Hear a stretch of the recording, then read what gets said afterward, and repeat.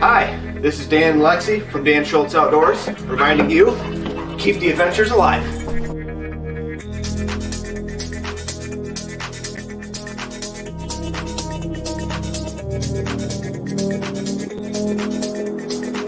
Hey y'all, I'm Johnny. And I'm Colin.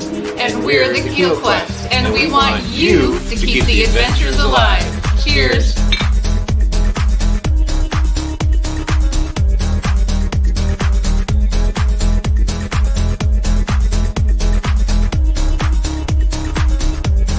Hey, this is Darren from Ride Paddle Repeat, encouraging you to keep the adventures alive.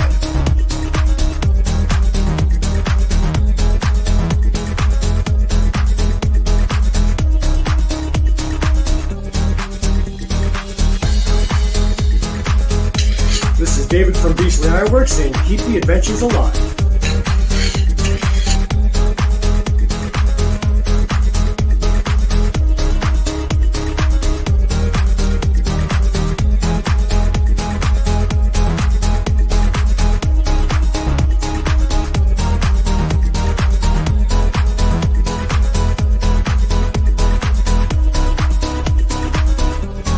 Hi, I'm Kevin Colin, the Happy Camper. Remember, keep the adventures alive. Awesome!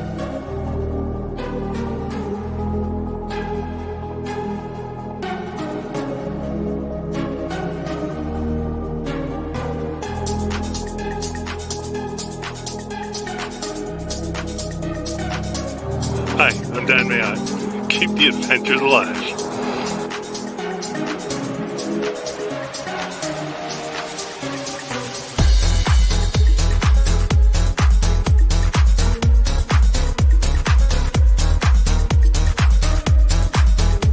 Ethan here, the Avid Outdoorsy guy, reminding you to keep the adventures alive.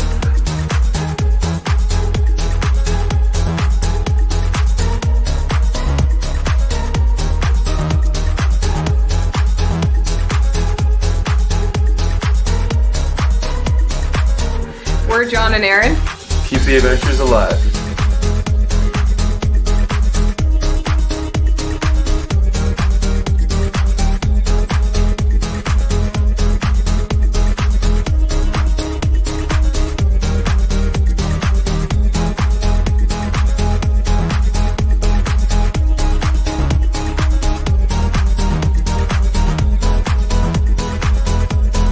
This is Sky North telling you, keep the adventures alive.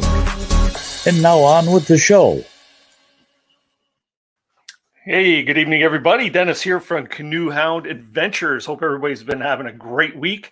And welcome back to another Tuesday night of Canoehound's Outdoor Adventure Show, a show that brings you a lot closer to the great outdoors by bringing you the outdoor personalities on YouTube that you enjoy and watch.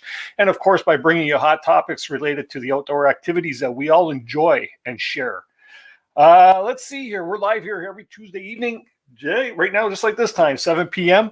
And man, we got a good show lined up for you tonight. We got so much to cover.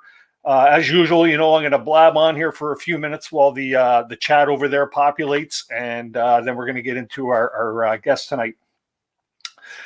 Just want to start with a bit of news. Last week's show, for anybody that tuned in, we had good old Shug, Sean Emery from the YouTube channel Shug Emery. He's a he's a hammock camper, but he really knows the stuff about winter hammock camping, and he brought a lot of experience and expertise to the show, as well as James Jackson from the Little Shop of Hammocks located out in Saskatchewan, Saskatchewan. That's a long one to talk about. Anyways, it was a great show, very entertaining. If anybody out there follows Sean Emery, Shug, you would know that the guy is quite charismatic, and he's a joy to watch his videos. He's one to make you laugh for sure. If you missed that episode, you can go back in our library there. That was last week's broadcast, and it's available there for rewatch. Yeah, that's there, and feel free to go check that out and enjoy it anytime during the week, or any of the past episodes for that matter, because we have 48. This is number 49, episode number 49 already. And next week we're celebrating number 50 for our Christmas party. So make sure you guys tune in there. Just want to congratulate last week's swag winner was Kevin Ellis, who randomly was drawn from over 60 correct entries. Congratulations, Kevin. If you're in the chat, I can't see if you're in there or not, but if you are, give us a thumbs up in there, and that'd be great. Just want to say a special thank to all my channel members and anyone who super chatted me last week. I apologize. Last week I did miss a couple of super chats that come through. I usually like to acknowledge them. Thanks very much for that support. It helps go a long way with this channel and allows us to, send out swag, create swag, mailing costs for streaming software, all these neat things, which do cost money to bring this show to you. So thanks very much for anybody, channel members, things of that sort. If you haven't already done so, you could check out that join button just down below by the subscribe button down there. If you're interested in becoming a channel member, you get special little perks, just like you've seen in the intro tonight there. Everybody's saying their Keep the Adventures Alive part. That's a little perk of being a channel member. So if it's something that interests you and you're interested in getting a few more perks with Canoehound Adventures, please do consider signing up. You could do that anytime. That join button's always there. Let's see here. Just going through the list here. This is the season for giving. Oh, man. We are giving away so much stuff between tonight's show and next week. Wow. It makes me shake my head. We'll start with the Instagram giveaway. For anybody who might be interested or who may have missed it on Instagram, and I'm just going to post this or put this up here. I've teamed up with a few great companies. These are the companies that have been supporting the channel. I call them channel affiliates. We've put together a great Instagram giveaway. All the details can be found on the original post at Canoehound_adventures on Instagram. Go on over there. Get yourselves entered. I'd like to see all my regulars in there having a chance to win a great prize. As you can see from the picture on the screen here, there's all kinds of great items on there. We got Canoehound Adventures swag. Well, let me give you a quick rundown of who actually is participating in this. We got kid products with a kid stove and some cutlery and ferro rods. We got Backcountry Coffee Company, Short Hills Beard Company, Great Signs and Graphics, Voyager Tripper, and the original Billy Bellows. So we got, this is probably well over $300, this entire package, and I want you all to have a chance to win. So make sure you check that out on Instagram and follow the instructions there, and you will be in for the draw. Also, tonight, you want to stick around. You don't want to leave this show too early. Our guest tonight, Algonquin Outfitters, has graciously, and I mean generously, donated a fantastic swag prize. And it's a $250 value, and it consists of a Silky Big Boy 2000 professional saw. There's a Fjallraven baseball cap, a Tubbs winter toque. We've got a $50 Algonquin Outfitters gift card. And you can see that free thing down at the bottom. That's a one-day rental of anything that Algonquin Outfitters rents. And that could be used any of the 4 seasons. So anything from snow to paddling to whatever they offer, that could be used towards for one-day rental. And then, of course, you can see a whole bunch of really cool stickers for your barrels and things of that sort. So you want to stick around because we are going to be having our skill testing question. The answer will come out when we have the fellows on from AO. Algonquin Outfitters, and we will make sure that everybody has a chance to win this by sending me an email with the correct answer.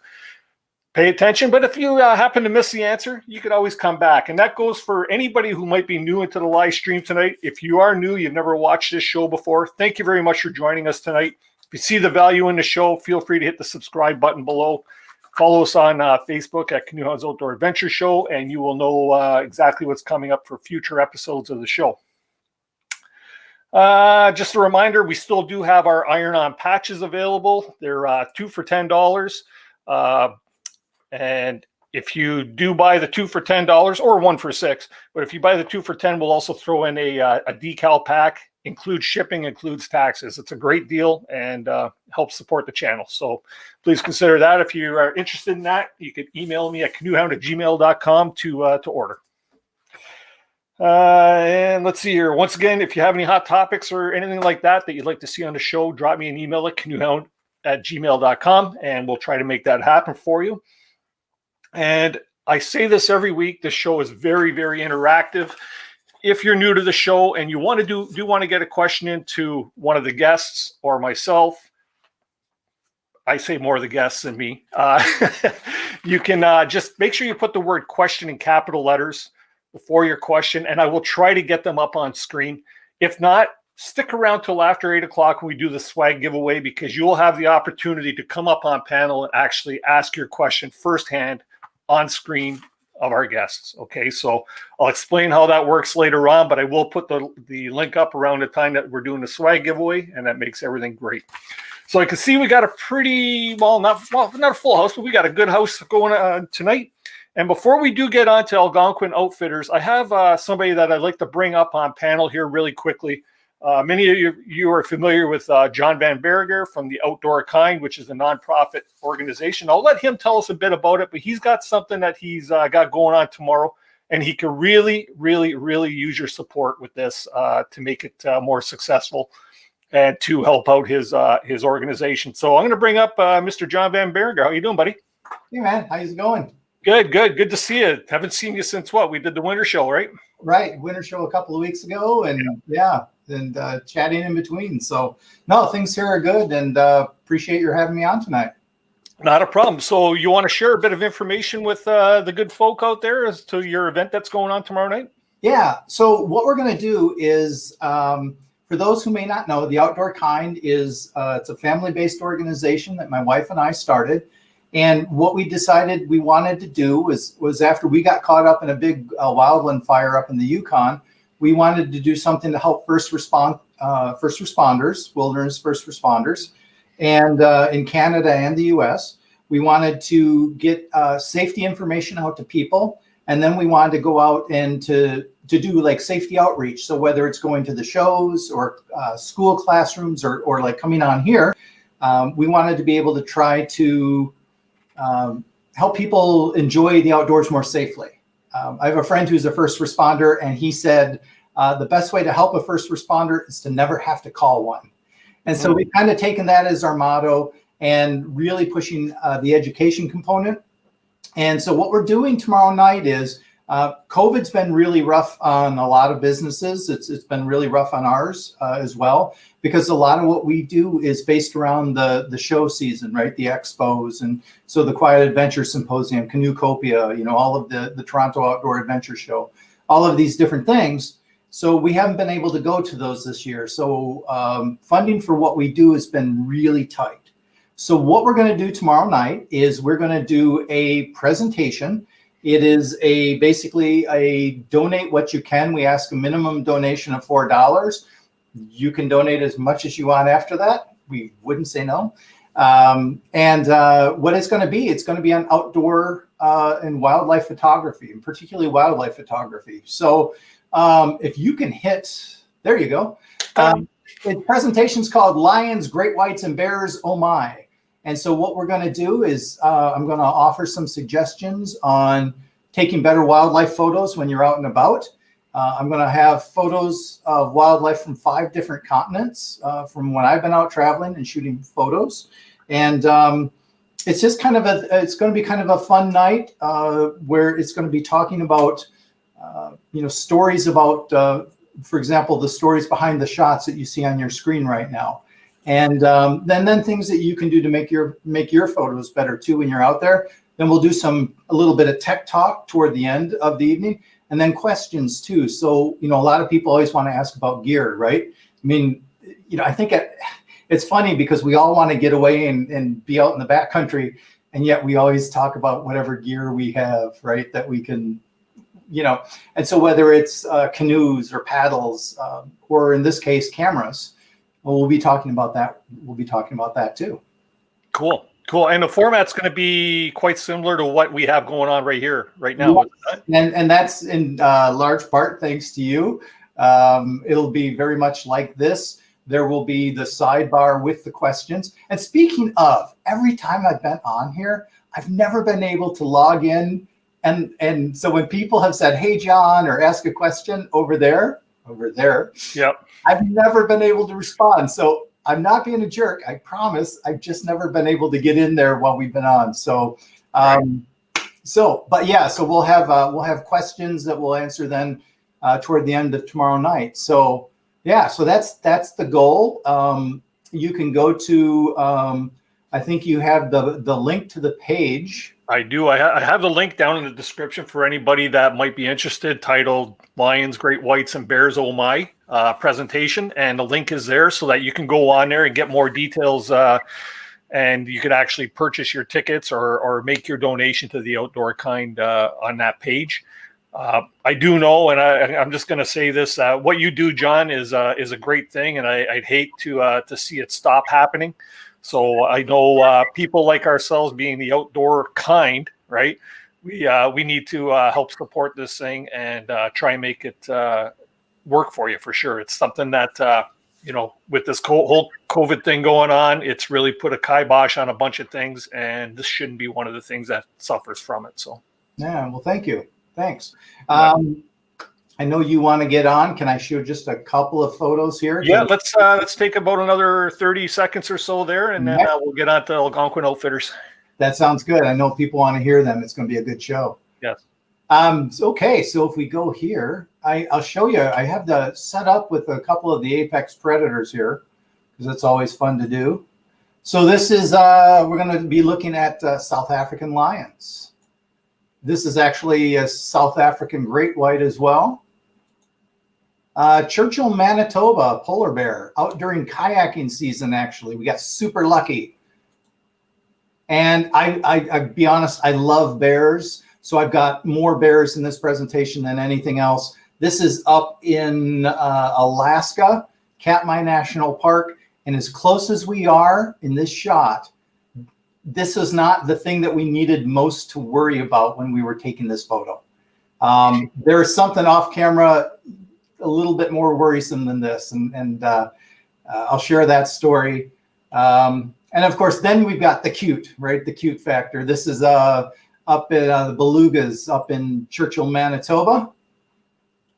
And I want to show you one tech thing. Whoops, lose here. We're going to show you about a camera that I think is going to be really good for most canoeists and hikers and bushcrafters.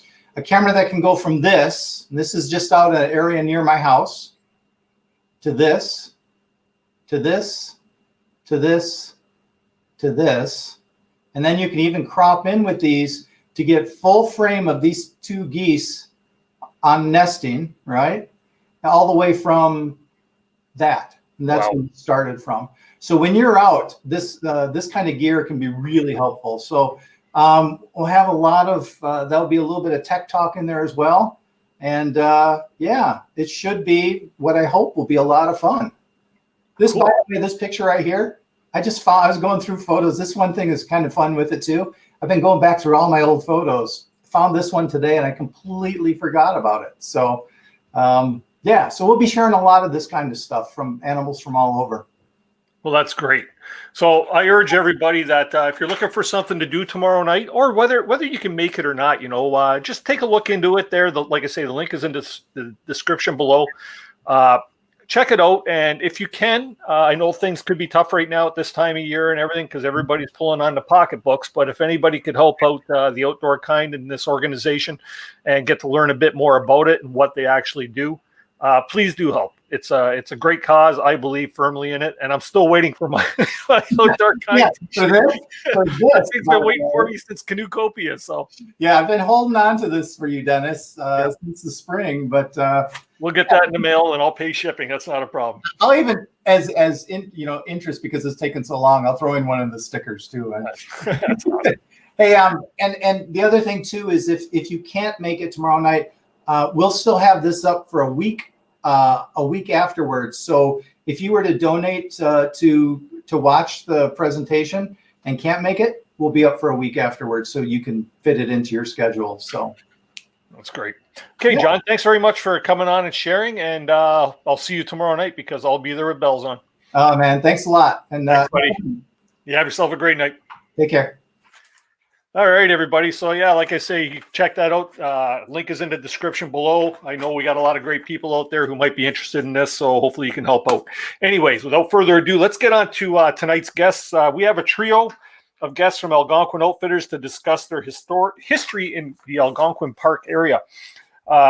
First is the owner of Algonquin Outfitters and one of the sons of the legendary Bill Swift Sr. Please welcome to the live stream tonight, Rich Swift.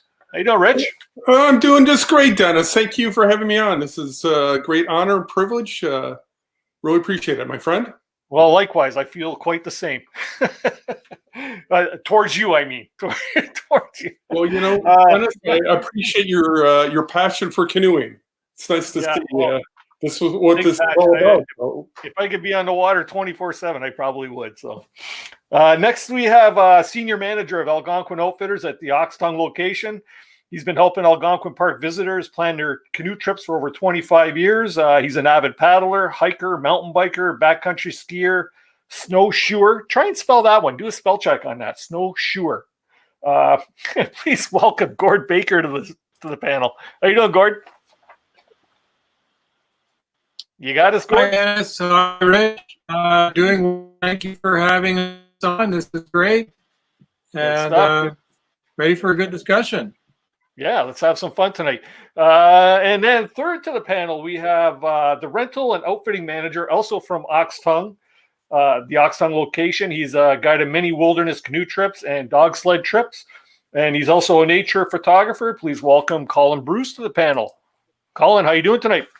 Good. I just need to get whoever wrote Rich and Gord's intros to do mine too next time. You know what? Theirs come with experience, right? Yes. So the longer you're with AO, am I cool to call it AO tonight, Rich? Absolutely. Okay. Gord's a real guy, so he gets all that fine text down. Here we go. All right, we got so much that we can cover because Algonquin Outfitters has quite a steep history. Somebody have YouTube feed going? No? Okay. I just hear a bit of feedback. Sorry about that, everybody. Algonquin Outfitters has quite a steep history in Algonquin Park. Rich, can you tell us a bit about it? Where did we got an echo going here, so I don't know if it's me or Does what. somebody have their YouTube volume? No. Nope, I turned it off. Okay, sorry everybody. A little bit of technical issue going on here. We'll try and work through it. Okay, let's start. When did AO? When was AO founded? Well, AO, started back in 1961. First, I want to tell you, I'm getting a lot of echo going on here right now too. I don't know if it's just me. I'm going to take these off. Right now, can you hear me okay?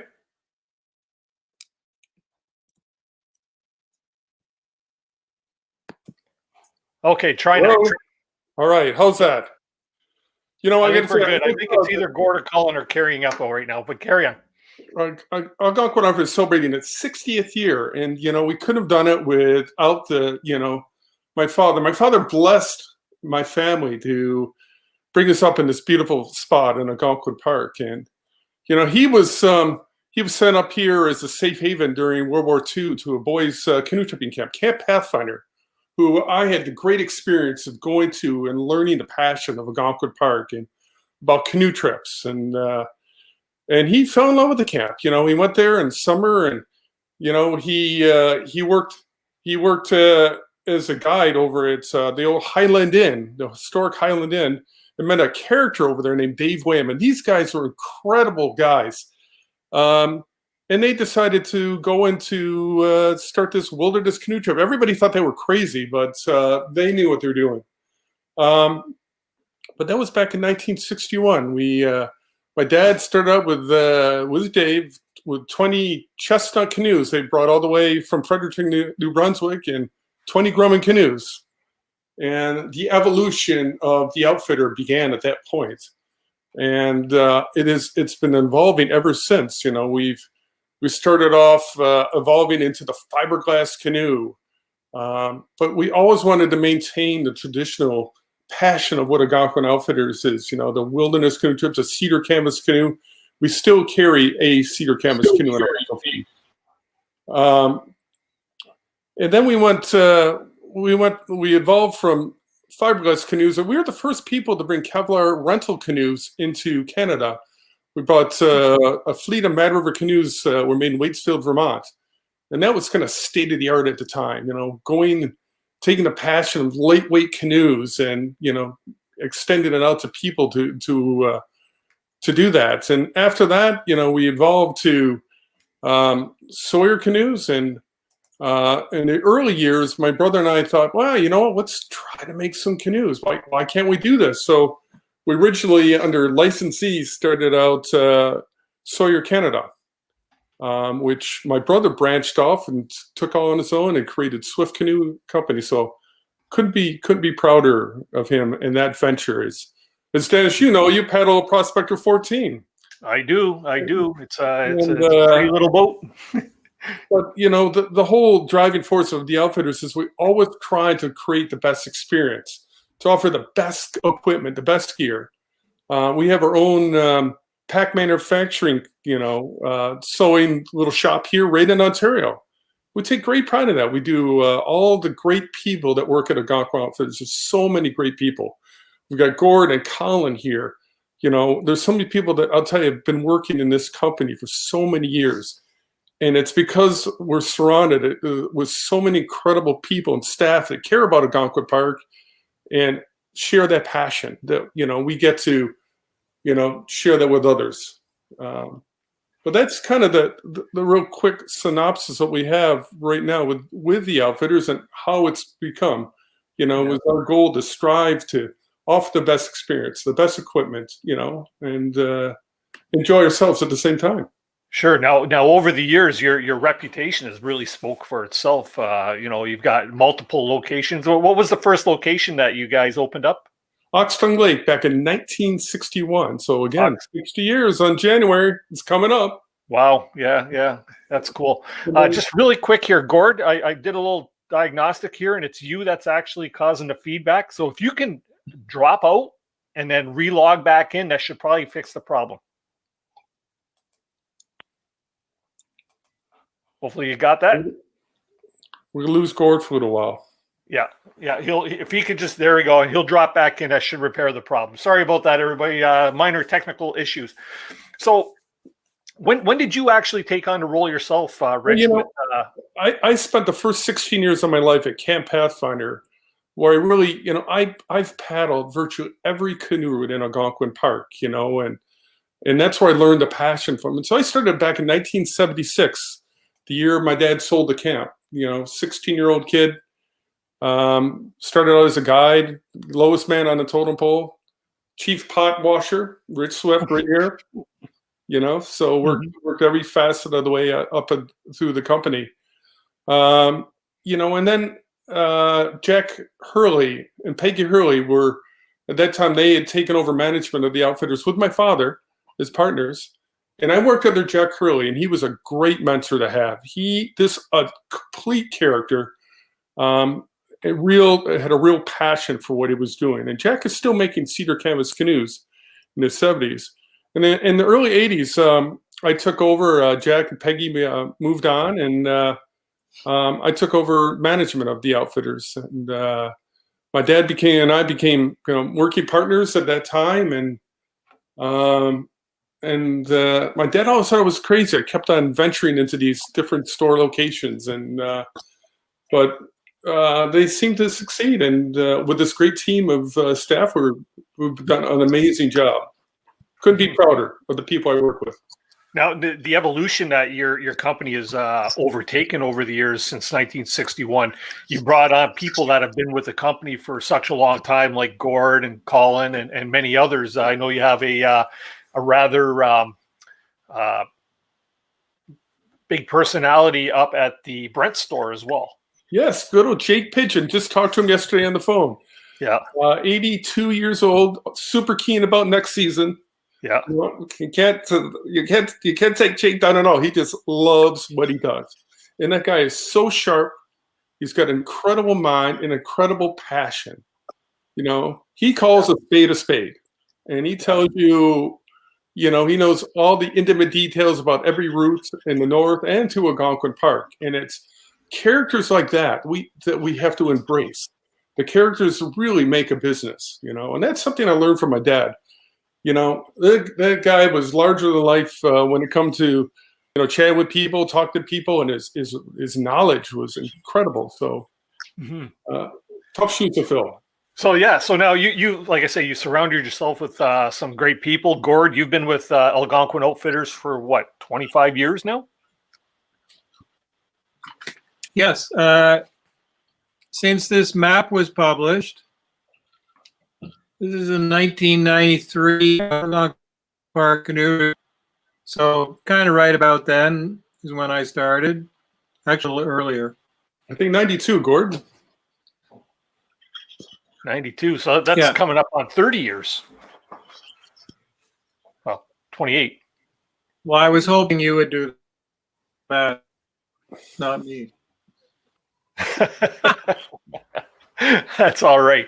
So, Gord, what makes Algonquin Outfitters such an alluring company to work for that you've been with them for such a long time?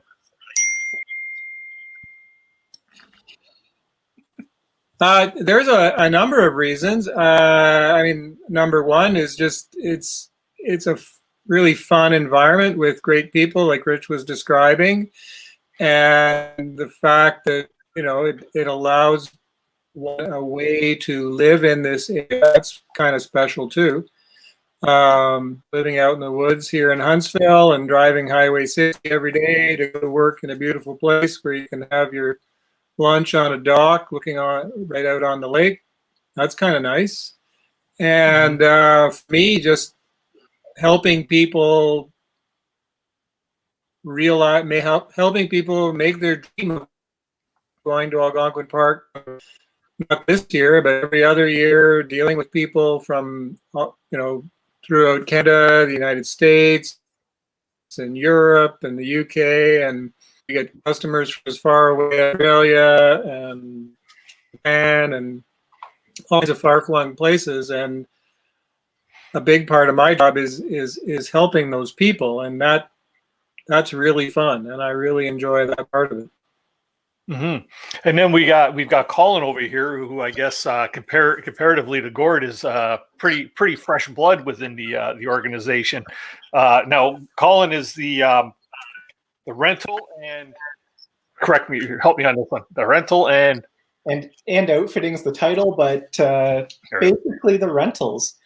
To speak to what Rich was talking about, I'm coming up just over 5 years, and within my first week, Jack Hurley emerged, told me how important my job was going to be, how stressful it was going to be, and then introduced himself. So the one interesting thing and the thing about Algonquin Outfitters is in 5 years, every week, including yesterday, someone comes into the store who I've never met, who has worked at Algonquin Outfitters. And they all come back, with open arms. They shop. They just come in to see what Gord's doing. So, you got a lot of good taste for that early, and which really, set the pace for just the overall environment. And the people who have worked there once are a part of that family, which, everyone welcomes, and it's as if they never left, even though you've never met them. So it's a very interesting aspect to a job that you don't get in a lot of places. Right. And yeah, now being directly involved with like the rentals like that, what do you see typically? People just coming in and renting a canoe for a trip? Do you see many people coming into the office saying, you know what, here I am, give me everything you got, type of thing? I mean, there's an interesting thing that happens with Algonquin, and specifically through Algonquin Outfitters, is me, Rich, Gord, and some others currently are going to talk about what do people need from us next year on any given day. And that hierarchy is, Rich goes through to make sure we have everything we need in the proper quantities across all of our stores. And then those people start contacting Gord. And at the end of that, eventually they're going to show up and have that initial contact with me or staff. So all of us are involved in that process. And it's everything from, I forgot a single kayak paddle, to I brought my shoes and a raincoat. I need everything else. And I think that's the beauty of it, right? Because we're not catering to the high-end adventurer. We're not catering to the person who's never done it. We're catering to both and everyone in between, because we have something for everyone. And it's only benefit added to their trip. Right. Yeah, but do you find that happens very often, or is it for the most part? I don't know. It's kind of a loaded question, but like, do you get more people that just need the one-offs type of thing, or is it mostly because you can't outfit a complete party, right? Gord, I mean, we get a lot of everything. Yeah. Across the board, we can do up to 6 full packages and as a day, but we also do. I just need a canoe. Right. And with this whole pandemic thing, has it been like off the rocker this past summer? I think we've been as busy as ever. Yeah. Well, that's good. Busy is good, right, Rich? It's nice to see. Well, no, but it's got to be controlled and done right, And that's what we do at Algonquin Outfitters. We really try to do it right. Be ethically responsible and morally right. All the proper things. We just want people to go out and have a great experience. Algonquin is such a cool spot. We're so lucky to have this in our backyard here in Ontario. This fluid canoe country area where you can go and camp out in the wilderness and have a campfire at night and the wildlife viewing. It's an exceptional experience. And we've set ourselves up pretty nicely too with locations around the Algonquin Park too. You talked about Jacob and Brent, and I don't know, Dennis, have you ever met Jake yet? I have not. No, you know what? I've not been up that far, but it's going to happen this summer, I think. No, this guy is again a character, and then with Jerry Schmidt, who's been with us for over 35 years or so. He manages our Lake to River store, and we've got Austin, who manages our Opeongo store, and then obviously one of your regular visitors, Nate, manages the Huntsville store for us. So all locations where people can pick up canoe and gear to go up into Algonquin Park. Yeah, many of you are familiar with Nate. He's been on the show many times, and it's because it seems like everybody that you have yourself surrounded with there, Rich, are very personable people and have some great stories, I'm sure. Hopefully we can get into a few good stories tonight, Gord, Colin, about some of your experiences in the park, because I'm sure Gord has a couple kicking around, right? Well, Dennis, I get interrupted. There's a couple people I want to recognize here, too. Well, certainly. My mother, Wendy, still, she was in the business into her late 80s. Still amazing lady. Another one is my lovely wife, Susan, who couldn't do this without her. She's been inspiration to me to keep me going and keeping the gears all in the one place. So, got to recognize those people. And of course, sure. Yeah, they're the ones that put up with all our stuff too, right? So, so Rich, can you give me sort of a timeline of like Algonquin Outfitters growth, from the original concept that your father had up to where you guys are now? Well, again, it's 60 years, of growth. In 1961, obviously, the Outfitters started. Jake Pigeon came on board about 1980. I remember working with Jake, Jerry Magaki's old general store up in the hamlet of Brent.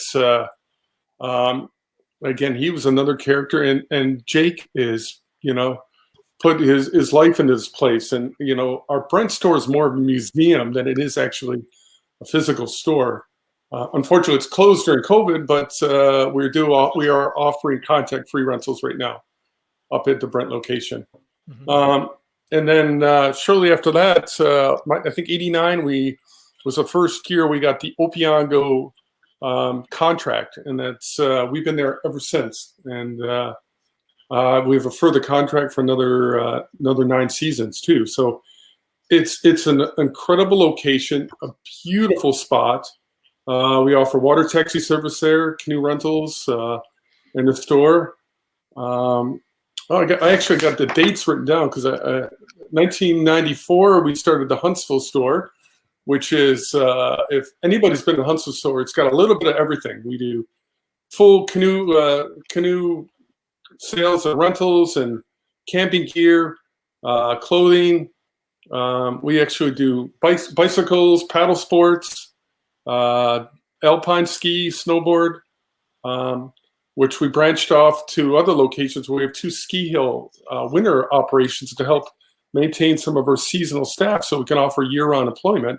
We've got locations at Hidden Valley in Huntsville and Sir Sam's down in Halliburton.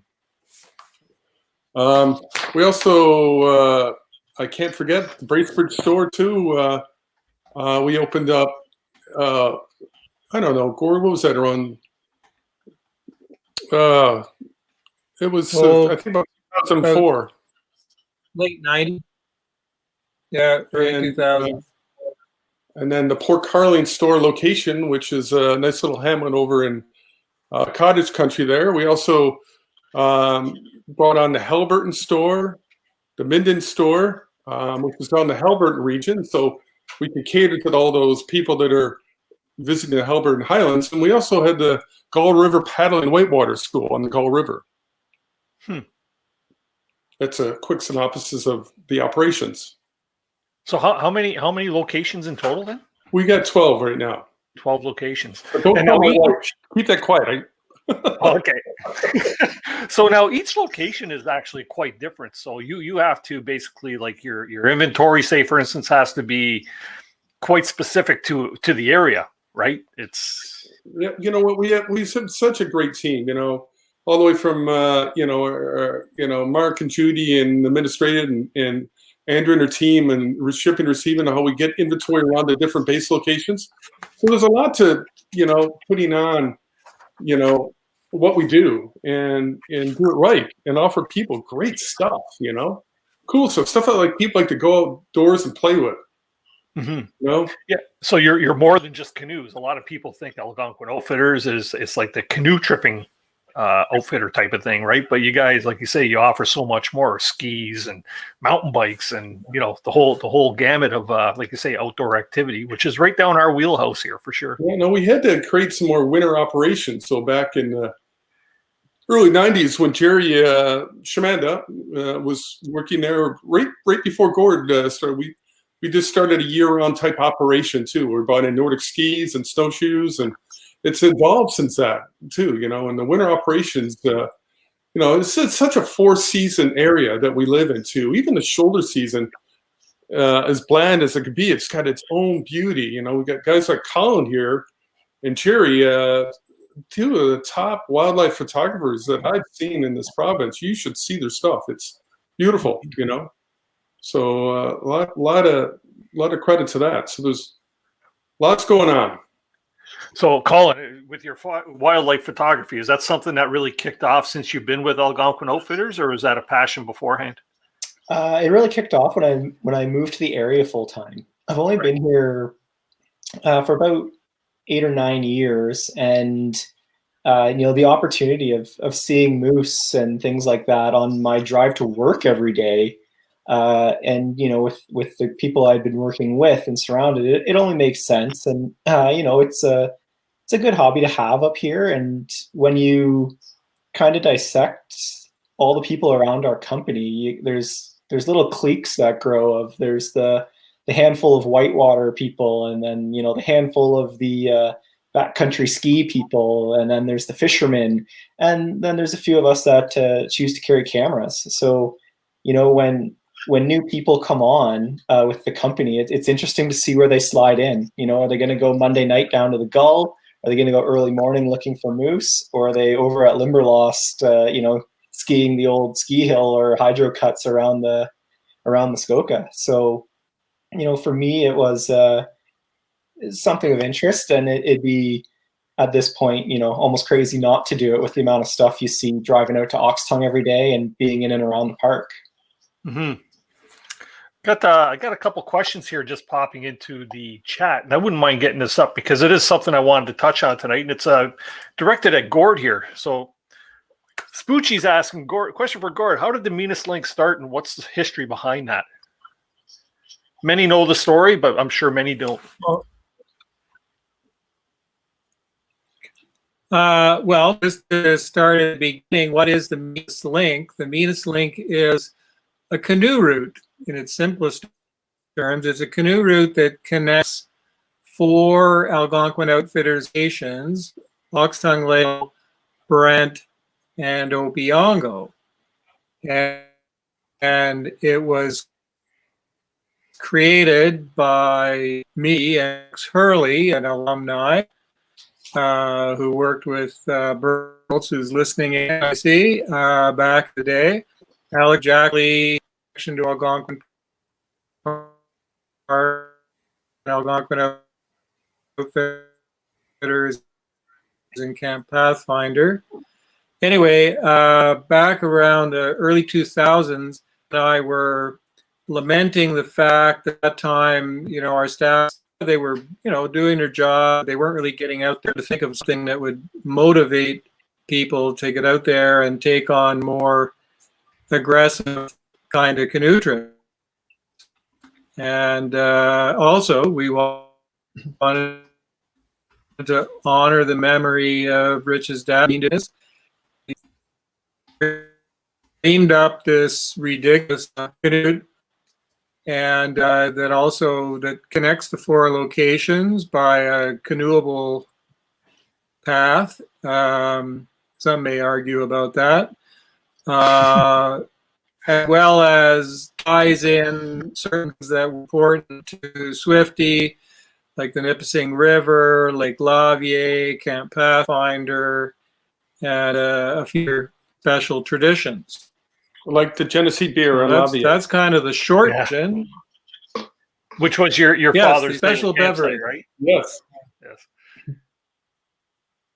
Yeah. Wow. So when did you come up with this particular canoe route, Gord? Sorry, say that again. I was just wondering when did this canoe route first generate? When did you guys put this together?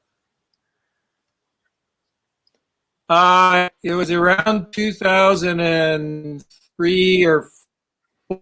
We kind of came up with a concept and outlined the route. And, first people to start doing sections of it. There aren't many rules for the Minas Link. You can read about them on our website. There's a page about the Minas Link. There's a Facebook group about the Minas Link. You can look that up, join, and there's all kinds of good information there. Lots of friendly discussion. So you don't have to do the full route all at once. Some people do. That's called a full link. A lot of people, a couple of days, and so they may want to just try a section. Let's go from Opeongo to Oxtongue, or let's go from to Huntsville, which you can do a day trip, long day trip, but it's a day trip, and so forth. So in the early days, a few people started, doing a section here, a section there, and then there were a couple of attempts to do the full link, but it wasn't until 2004 that young women who were working for us at the time, Janie Capel, Leah Sanders, Sarah Strickland, and Janet Thomas, just got it done. They took, I think, 14 or 15 days, and the whole route, a couple of little Royal-esque canoes, and it was an amazing achievement because there were Big East River that it was terra incognita, like nobody went there. And, they were just using old school topo maps. There was no internet to talk about it. So really the resources of the time they did was amazing, and they got a lot of good credit for it. They deserve it. And Jamie still works with us today. So you can drop into the Lake store and talk to her. Actually, not only did Jamie still work for us, but she met her husband working for us at Algonquin Outfitters. One really cool fact is, since I've been started working there, we've had over 20 different couples who've worked together there that have gotten married. Wow. Wow. it's a pretty cool little thing that's going on there. I don't know what it is, but it works. Yeah, who needs one of them dating sites, when you got Algonquin Outfitters? It's part of a recruiting scheme, actually. There you go. So, Rich, have you actually done the Meanest Link yourself? I've done sections. There's only one section of it that I haven't done in length, but I've done sections of it with my daughter Jessica, who's working in an outdoor adventure. She runs an outdoor adventure store in New Zealand, if you can believe that. It's in your blood. It's in your family blood. No, it is. It's ironic. And my son Tanner Swift and his fiance are joining ship here too and coming on board too. So that's exciting. Great. And Gord, how many times have you done the route yourself? That's a loaded question because I invented it, but I haven't done it. Oh, really? What are you doing this summer, pal? Let's do it. All right. Going. Well, Dennis, you know what? I thought really looking. Yeah. I'm sure if I looked hard enough, I'd find somebody to do it with me here or there. So Algonquin Outfitters is more than just a rental outfit. You guys do so much more. You do a lot of stuff for the park. You do a lot of stuff to bring awareness. What are some of the initiatives that Algonquin Outfitters takes, like within the park and outside of the park? Rich? Well, we try to be really generous with local community support groups. One really cool project we've done is this paint a paddle art paddle. I've got a few of them behind me here too, but we've done this paddle art contest, and to this date, last contest we raised over $24,000, and we try to do this every 2 years, and we're currently running another one right now. And this goes out to a number of different charitable causes. This year, one of them is the Canoe Museum, along with some local art groups in our area. That's really key. Another, big event that we try to sponsor is called the Muskoka River X. Now, during the pandemic, everything was going to shut down, but it's actually for this coming season, it's the only sanctioned canoe race that is still up right now. And we're doing quite well with the entries on that. So it's another extension. As you've had my brother on before, and you told the marathon canoe racing was a big part of our upbringing, our childhood, that our dad put us in this racing canoes that we did in shoulder season. And that's where my brother and I started to learn the passion for, paddling in a different way. Mm-hmm. So that's another extension we do.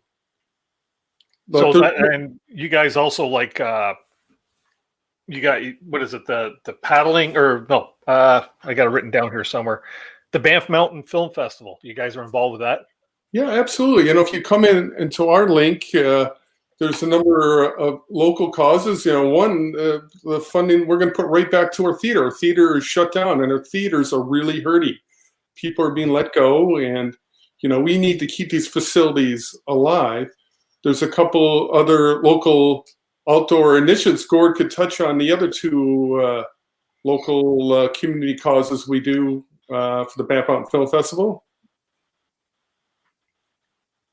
Yeah, this year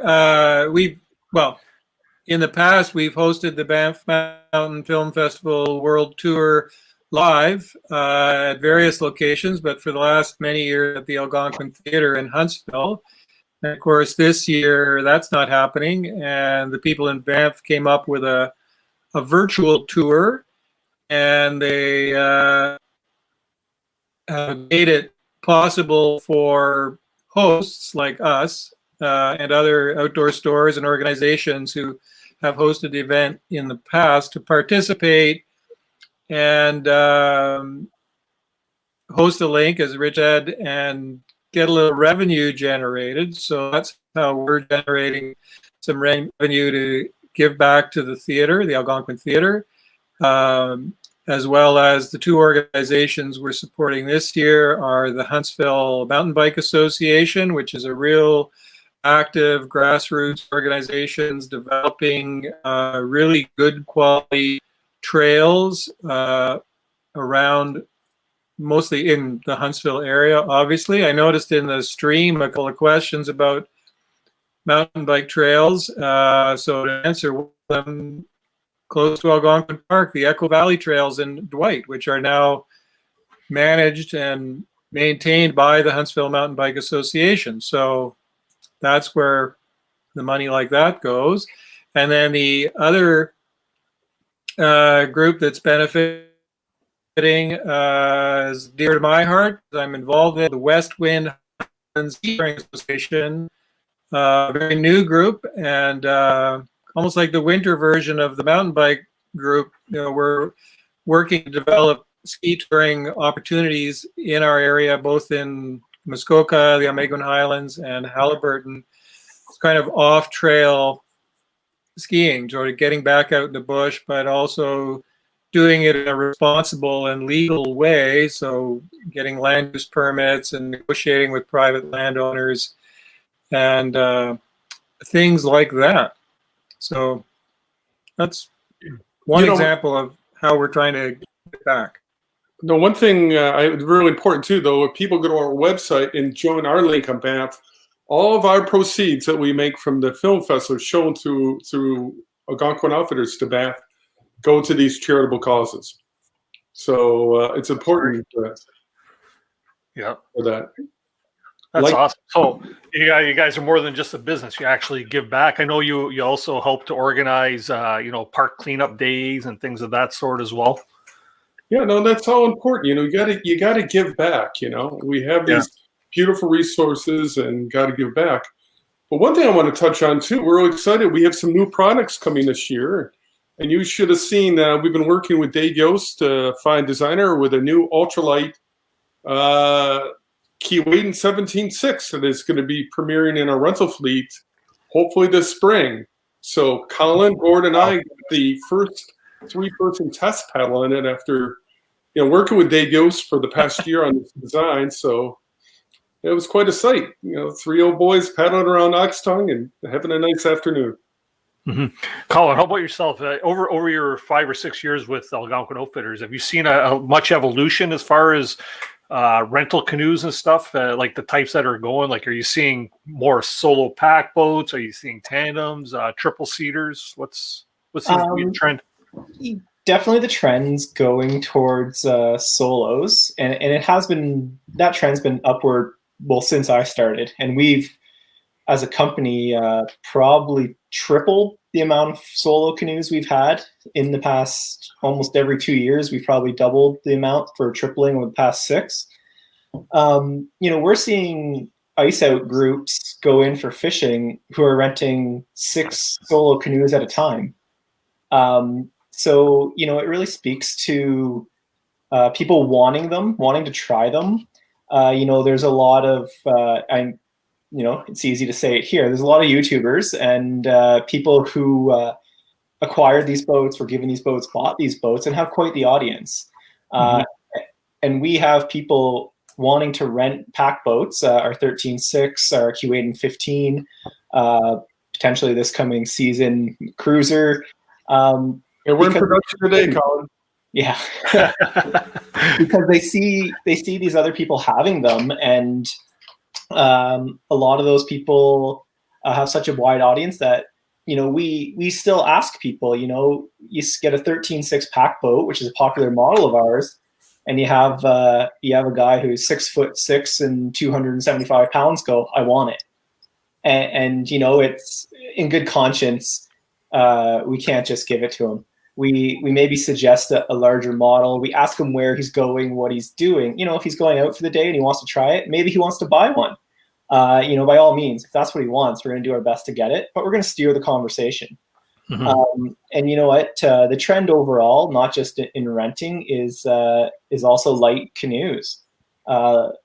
We get a lot of people coming who are going great distances, and some who just are very new to portaging. And we offer such a wide range of canoes. I think between our Expedition Kevlars up to our featherweights, we have, I want to say, close to 12 different model of canoe at some of our stores to pick from, all from 16 feet to 18 and a half feet. So basically, we pride ourselves on having very good high-end equipment that can be used for your specific purpose. And I think having that wide range, which we don't necessarily, one would say you need a light canoe, a heavy canoe, and something in the middle. But we want to take it further than that, right? We want a light canoe for a 20-day trip, or we want a wide canoe for open lakes, or something that's going to go up the Nipissing River, and we have those options. But I mean, solo canoes are far and away our most popular for the amount of times things are getting rented based on how many we have to offer. And in those solos, there's a lot of traditionalists, a lot of single blade people still.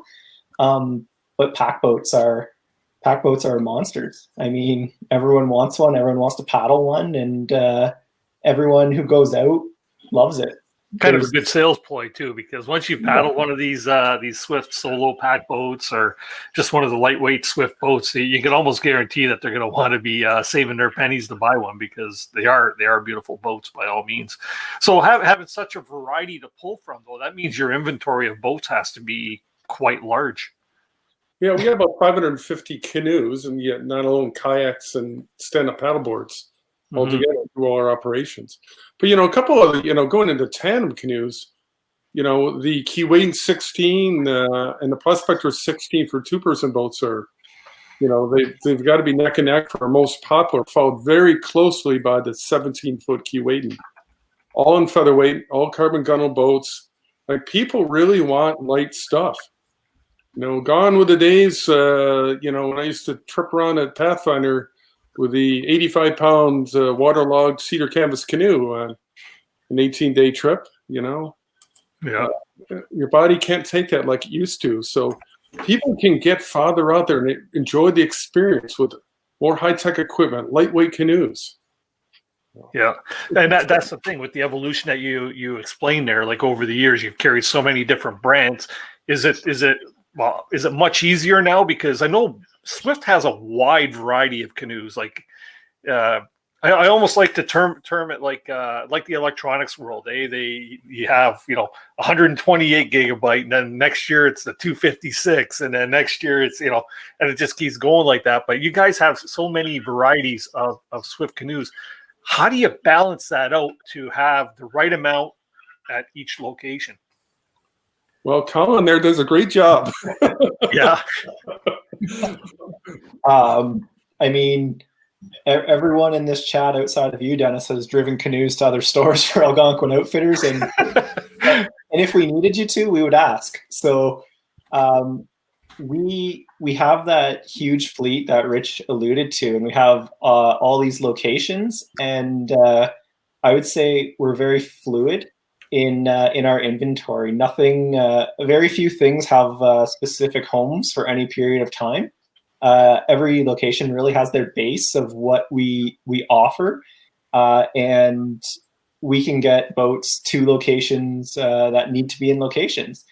And that being said, Gord does a lot of talking to people, as in where are they going and what are they doing, what their plans are when renting, and that prolongs the life of our rental fleet, because the guy who's hesitant on where he's going and he wants that Keewaydin 17 with the carbon gunnels up in Brent, and then is going down the Petawawa River, we know that's through trial and error, we know that that's not a good idea. So we need to put them in a Royal X boat. But to answer your question, we're very fluid in moving boats around to different locations to where they need to be, so that our customers can take the canoes they want on the trips they want. And that's important to us.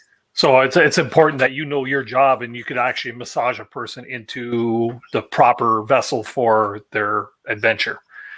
Right? I only answer 1 in every 10 phone calls, because Gord does most of the massaging. I just I help. You didn't know you were a masseuse, eh, Gord? I'm a mental massager. Mental massager. Okay, so just want to let everybody know, I just dropped a link into the chat there.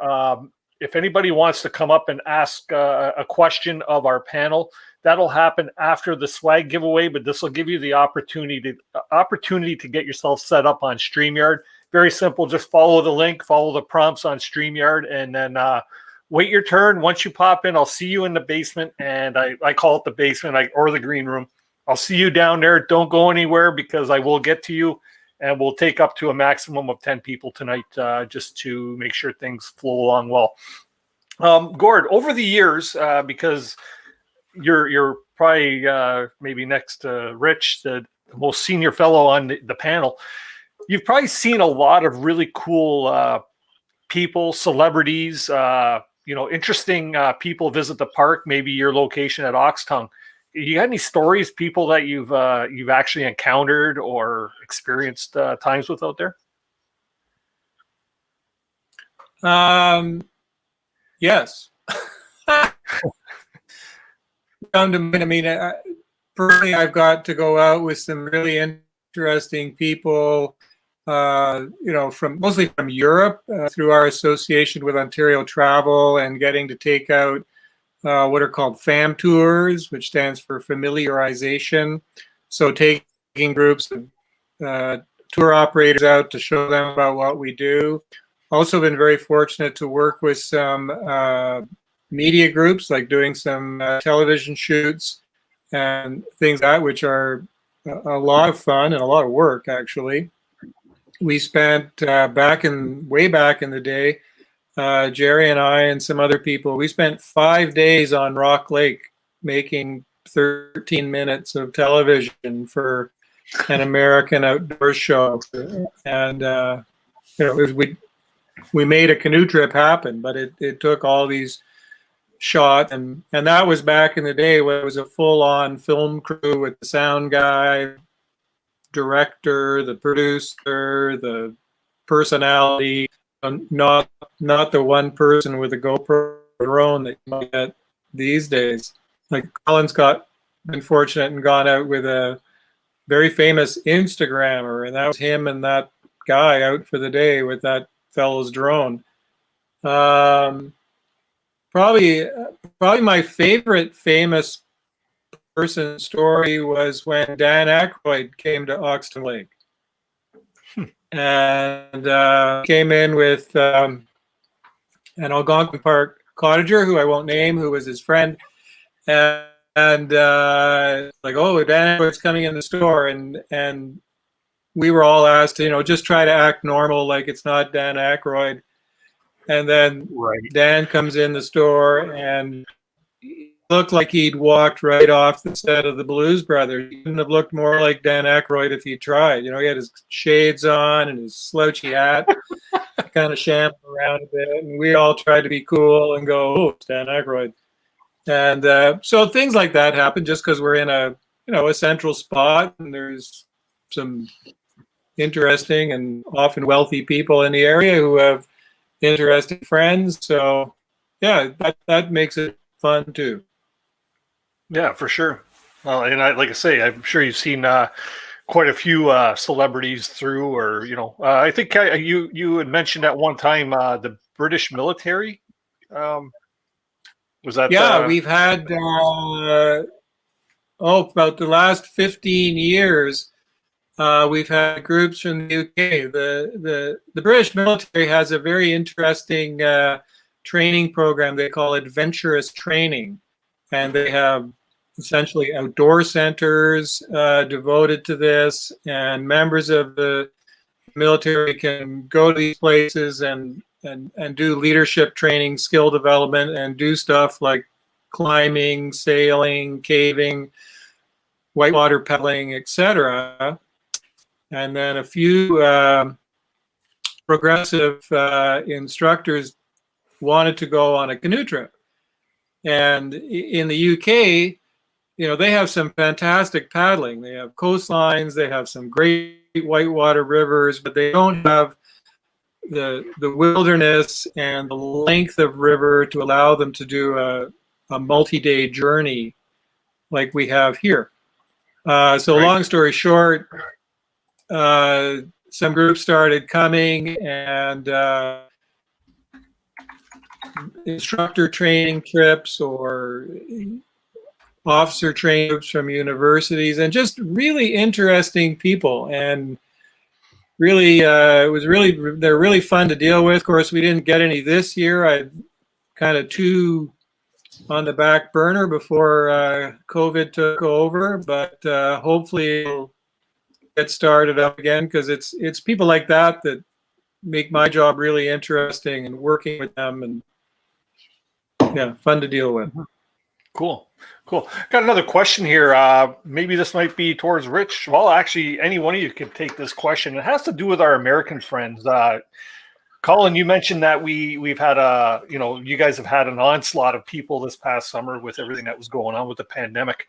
Have you guys given much thought to what's going to happen with the flood of customers that's going to come once the borders do open up? Because there are a lot of American friends down there that missed their total opportunity of paddling Algonquin, right? So once the borders open up, I'd imagine that's going to be quite a tidal wave coming through, right? Any one of you can take this one. Maybe I could talk first. I think it'll really depend on when the border opens, and what conditions are applied to crossing the border. What it'll be. There may be proof of vaccine required. Who knows? So I don't know if there will be a flood. And I also think that if travel goes back to kind of normal, or kind of what it was before, then people will start to want to go on those trips that let's go see uncles in the UK, or let's go to Italy, or let's go to Mexico, or wherever. So it can all kind of balance out. Yeah, and there definitely will be a lot of people from the States that want to come to Canada, and we will welcome them, as we always do. But I don't know. I don't think it'll be a flood, personally. No, I can see with Gord. And also, you got to remember, Algonquin is a very rigid quota system, too. And there's, 29 different access points around Algonquin. And that's what our network of different stores can cater to. So the number of different areas to go in, tight quota. Once you get in for after your first day, you get to enjoy that quality experience. Just in advance. Ontario Parks, I think, will pretty much control that, because, like you say, it is controlled. It is limited to how many people can actually paddle a given route or be on a given lake at any time, right? So that there's probably got to be something. But I could look in the chat over there, and I can name off 4 people just looking at my screen right now. Backcountry paddler, we got avid outdoorsy guy, Dan Schultz Outdoors, Keel Quest. These are all people that are people who love Algonquin Park and have been obviously stopped at the border from being able to come across. So hopefully there'll be a solution for that, so that you guys don't take the brunt of it, right? Yeah, but we all got to be strong in these times too. We adhere to what we've been told, and that time will come. I mean, we're blessed, as Gord and Colin have said, to be up in this spot here too, where we can get out in the country and go for a walk or go for a paddle, and get a little time away from what's going on right now. But a lot of people don't, and we just all have to stick together. Yeah, for sure. Okay, and we'll take one more question from the chat here. Where did it go? Here it is. This is from the other guy in the canoe, Mark. He's asking, do you guys also rent things like SOS beacons, like Spot or InReach, seeing as most people don't have them? That's Gord's department right here. Gord, you can speak to that. Yes, we rent the Spot device. We have both Gen 2 and Gen 3 spots in our rental, and you can get them at Foxtongue Lake, Opiongo, and at the Huntsville store. And give us a call or shoot if you're interested in renting one. Awesome. There you go, Mark. There's your answer. Okay, so we are just past 8 o'clock, and I just want to allow enough time to get our swag giveaway. Tonight, I mentioned earlier at the onset of the show there that we have a fantastic giveaway tonight. So hopefully everybody's been paying attention to the conversation tonight, because the answer for tonight's question has been brought up quite a few times.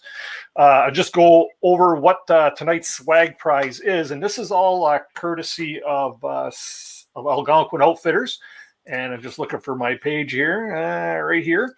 So they have offered up a $250 prize package, which consists of a Silky Big Boy 2000 Professional Series saw, a Fjallraven baseball cap, a Tubbs winter toque, a $50 Algonquin Outfitters gift card, and a free one-day rental of anything that they rent within their fleet. And that's good, I believe, for all 4 seasons. I'll say that, but I can't guarantee that, but I'm pretty sure it is. As well as a whole pile of different decals. I'm also going to throw in a Canoehound Adventures prize pack, which, as you all know, is a couple of patches and some decals. And then I also believe that, and let me drop this back down again. I'm a one-man crew here trying to push all the buttons. And I believe Colin has something that he wanted to add as well. I'll let Colin explain that one.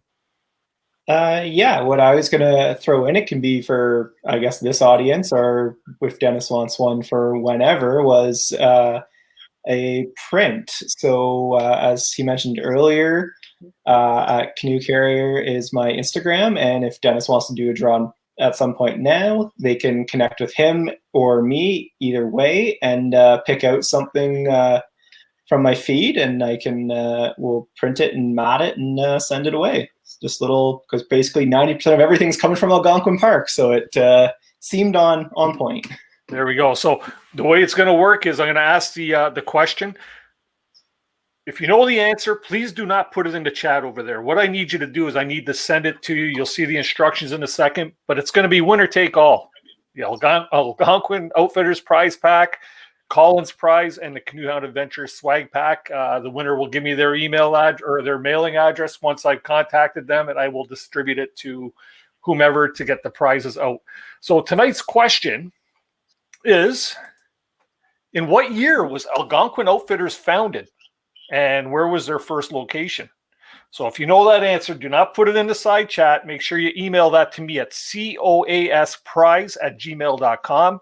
And you have until Saturday at 11 p.m. where I will go through all the winners, and I'll do a random selector there from online, and we'll select the correct winner.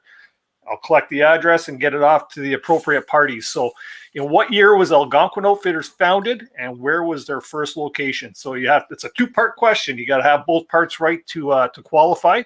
I will leave that going across the bottom of the page here, and that'll give you the opportunity to grab that email address and get your answers in. Last week we had well over 60 answers. The week before we had well over 80 answers. So participation is good. If you missed the answer, you could always go back in the video at a later time because you have until Saturday to make sure that you get your answer across to us. So I believe we mentioned most of that within maybe the first 5 minutes of the interview, right, Rich? You got it. Absolutely. Yep. All good. So yeah, enter once and let's see those answers, people. That's awesome. Thanks very much too, by the way, guys. That's a fantastic prize. That's probably one of the biggest prizes we've had on the show thus far. Well, great on Colin too. It's great work.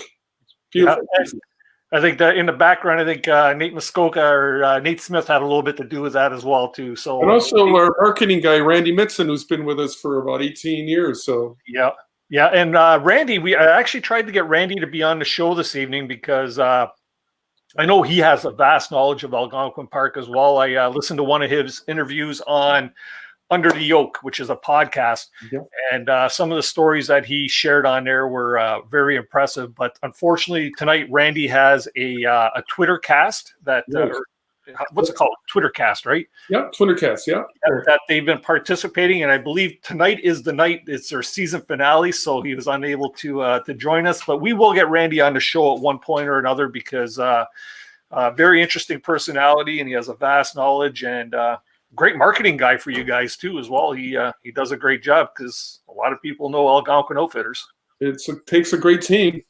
Yeah. I'm going to I got a couple people here in the basement now. I'm going to post one more time here in a second, but we'll bring up our first guest in the basement, a regular to the show. We have Martin Pine. Martin, how are you doing this evening? Very well, thanks. This is a great panel. Thank you so much. I've been enjoying this. Good to see you. Good to see you all. You have a question for the boys? I have a question, but first I want to tell a short story. I have the good fortune of living in Huntsville. I live literally a minute on foot from the Huntsville store. and so I'm a regular in there. So I've always had excellent service there. Just an incredibly knowledgeable staff, and just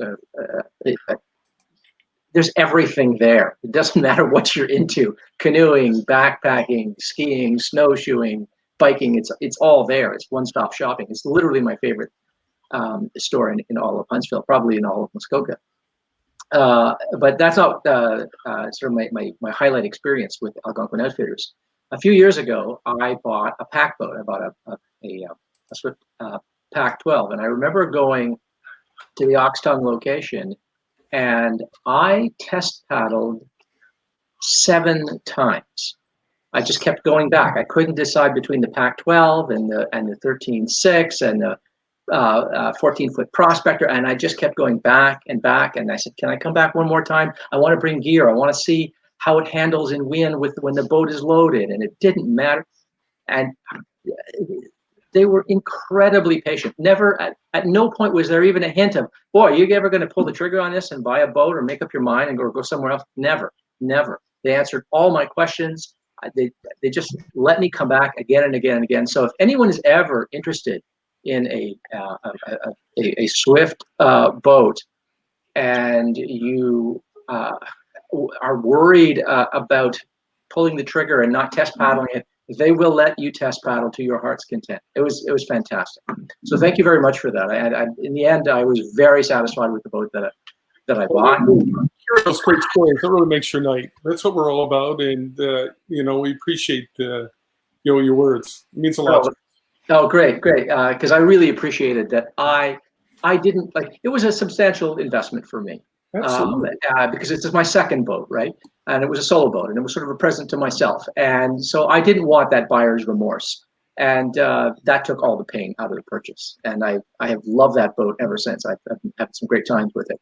But my question to you is paddle related, of course. And it's a completely selfish question.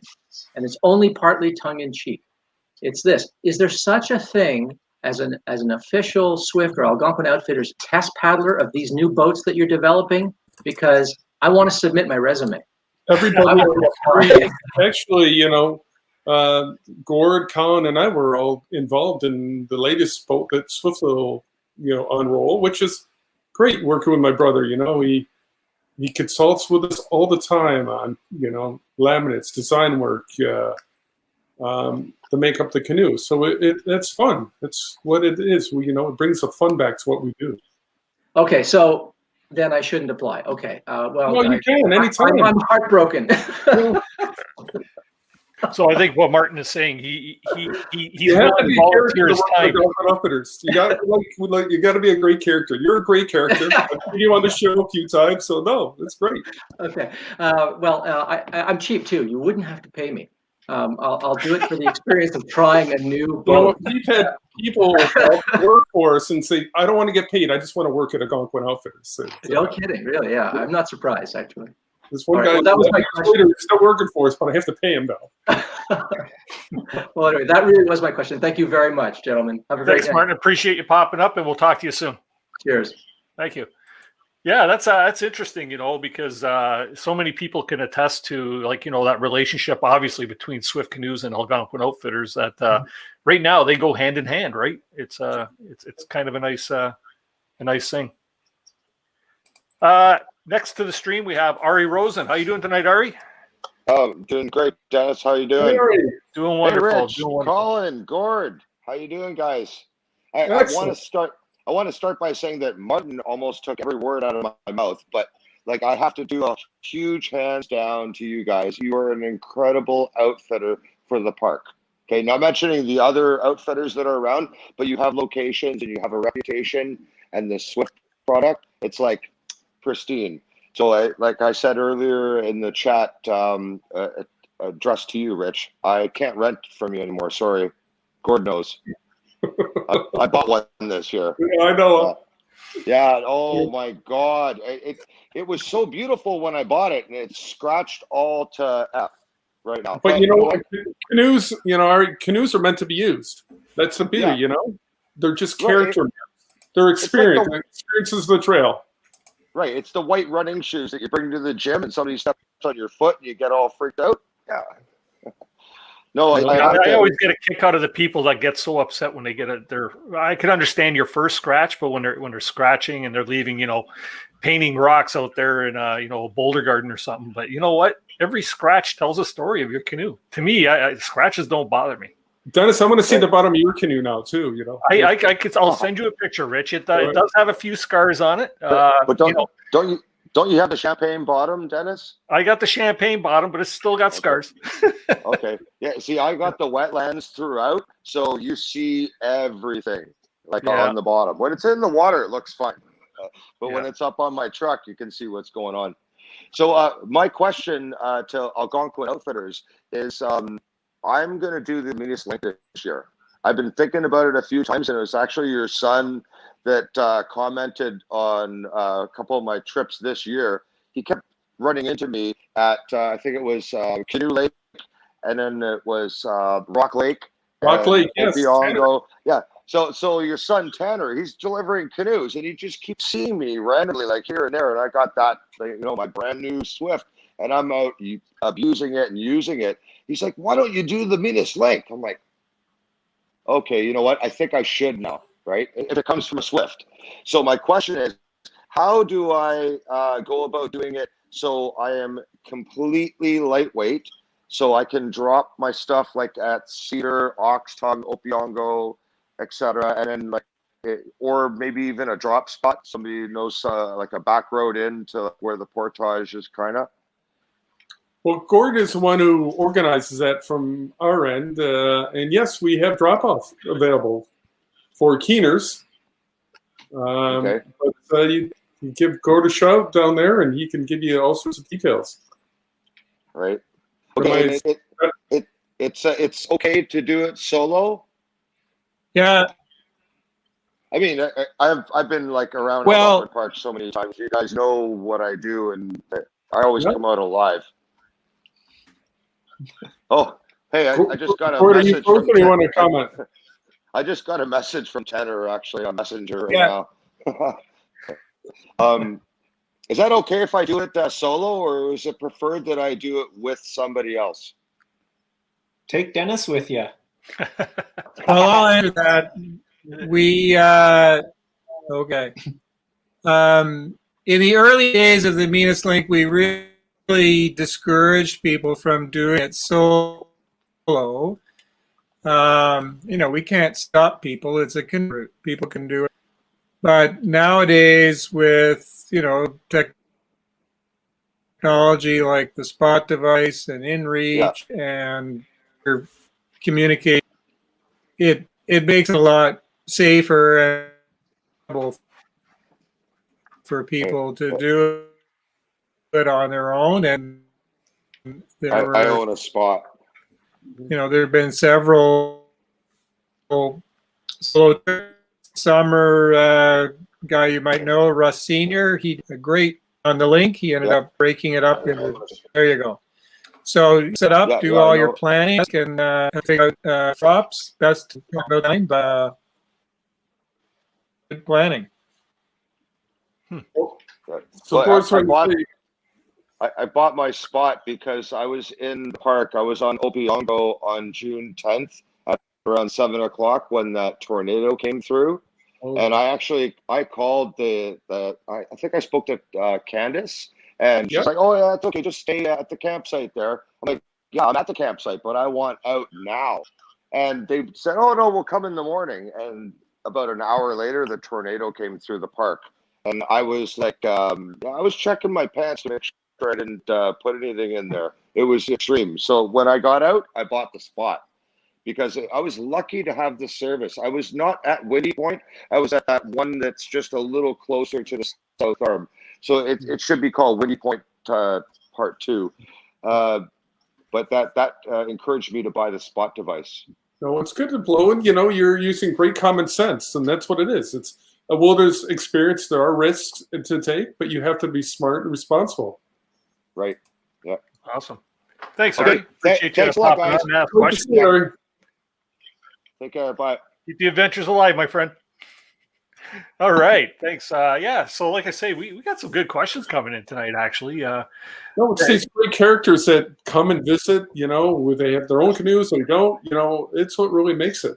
Yeah, for sure. It's the meanest link seems to be the last couple of years. It seems to be catching a lot of attention, especially with these the challengers, the ones that want to do it in a really short timeline.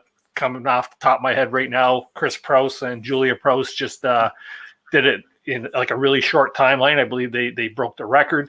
Guys like Northern Scavengers, they're doing it in these things.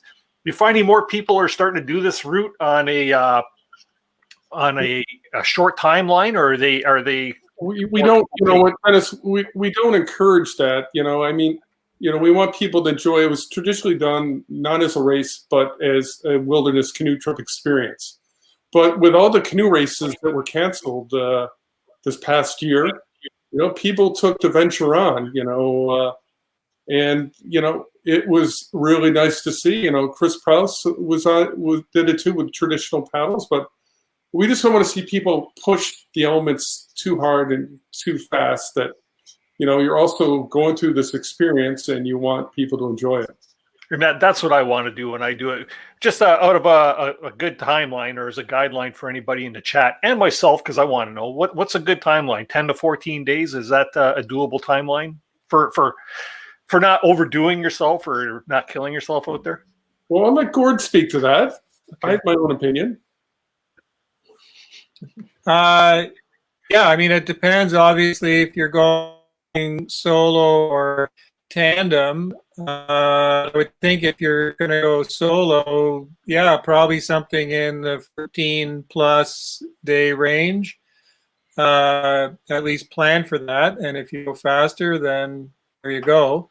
If you're going tandem, yeah, 10 is still quick. I think anything under 10 days, you're going to be paddling in the dark at some point. So if you just want to have kind of a normal canoe trip, even if you get up early and paddle late in the day, you're thinking probably 11, 12-ish days, and that would still be a pretty good pace.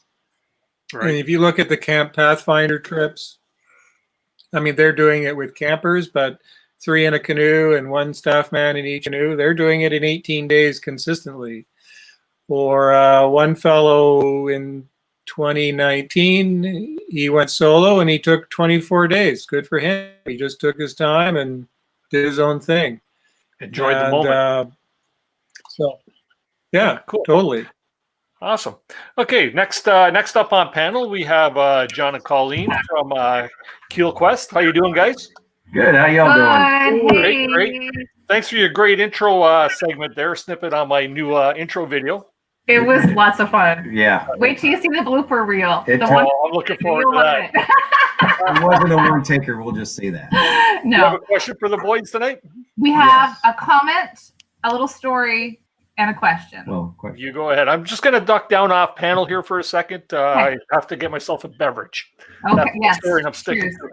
So the comment is, we booked our trip last September, and didn't really know where to start. I'm originally from Ontario. We live in Michigan right now, and didn't know where to start. So started emailing back and forth with Ox Tongue, and wanted to know what we would be doing, like how to get started with this stuff. And it was like, we'll just call Gord. And I was like, okay. So how weird is it today that you email back and forth? It was like, we just had to call Gord, and Gord set everything up for us. Like, that doesn't happen anywhere today. So first thing, we were set up for success, which was amazing. We had an amazing week in the park. And then we were checking out after a week in the park. And we, I think, Colin, you might have been at the store too. And someone asked where we were visiting from. And we said Grand Rapids, Michigan. Well, then Tanner comes out of nowhere. I've been there. Because he used to play hockey with John's son at Davenport. That's right. Yes. Yeah. So funny, right? That's great. Yeah, so kind of Dinner's small. watching tonight, so it's great. So Yeah. Tell him his case of Oberon is still coming when we get Right. across So the he border. said, he goes, when you come back, please, I want a case of Oberon. So anybody from the U.S. is heading out back that way, when we can get over there, bring Tanner some Oberon, please. And my question is, so the history of the park, you guys have been involved for so long. You've been involved with everything. Have you discovered any new canoe routes or any loops that you would add to or recommend to people coming to the park? Not the average ones you're going to see like on the Jeff's map. Have you discovered anything new? Well, I think all three of us could speak to different parts of the park too. But as you venture more north in the park around our Brent area too, at the Brent store, there's some lovely loops up in that area. The western boundary, the eastern reaches of Algonquin too, and for the south, there's so much variety. That to experience. So, and then, if you want to, we can go over in detail some more specifics about it, but it's just putting a trip together that makes sense with you, with your timeline and your travel expectations, and going from there. But, if you want to try something new, you could consider going on to Brent. That might be one real good thing, to look at. Where did you venture off? Where did you start your last trip? Smoke. At Smoke Lake. Yeah. It was awesome. Which is a nice area. Yeah. We can't wait. If you want to hit any of the western boundary park, you could pick up canoes right at our Huntsville store. Right. And or if you want the experience of meeting Jake up in Brent. That does look interesting up there, definitely. And then again, our Opeongo, there's some lovely loops. And my favorite, the Lavier loop, right up Opeongo, Big Crow, Pearl River, Lavier, Dixon. Dixon is now completely open as of the spring, so okay. It's a really lovely route, but it's got a nice long portage.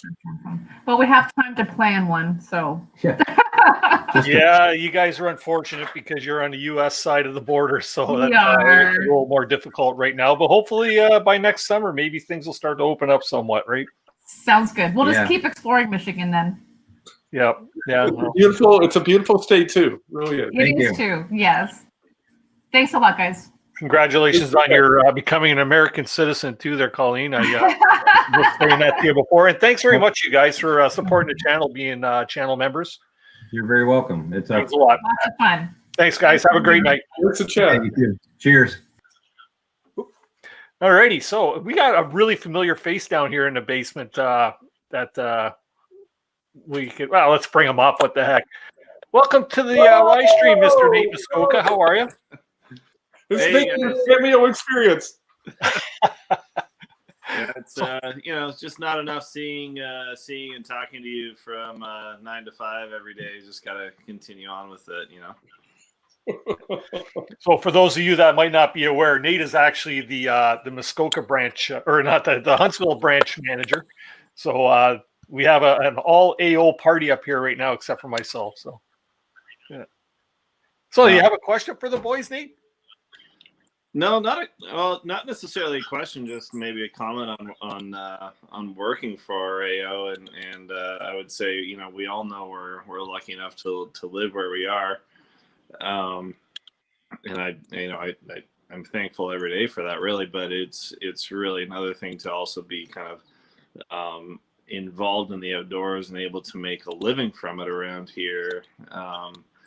And to involve your lifestyle in the way that you make your living in an organization like this is it's really a blessing, and it's rare these days, I think, and so it's that's really a big part of one of the perks of working for a company like this, is that it's a family-run company, and you're not working for some kind of corporate entity. And you're also able to make your lifestyle a part of your work, which is, let's be honest, most of us spend most of our time making our living, and so to be able to kind of incorporate kind of what we're passionate about in that is such a huge bonus, and I think also a big reason why that you find so many people in this company do it for so long.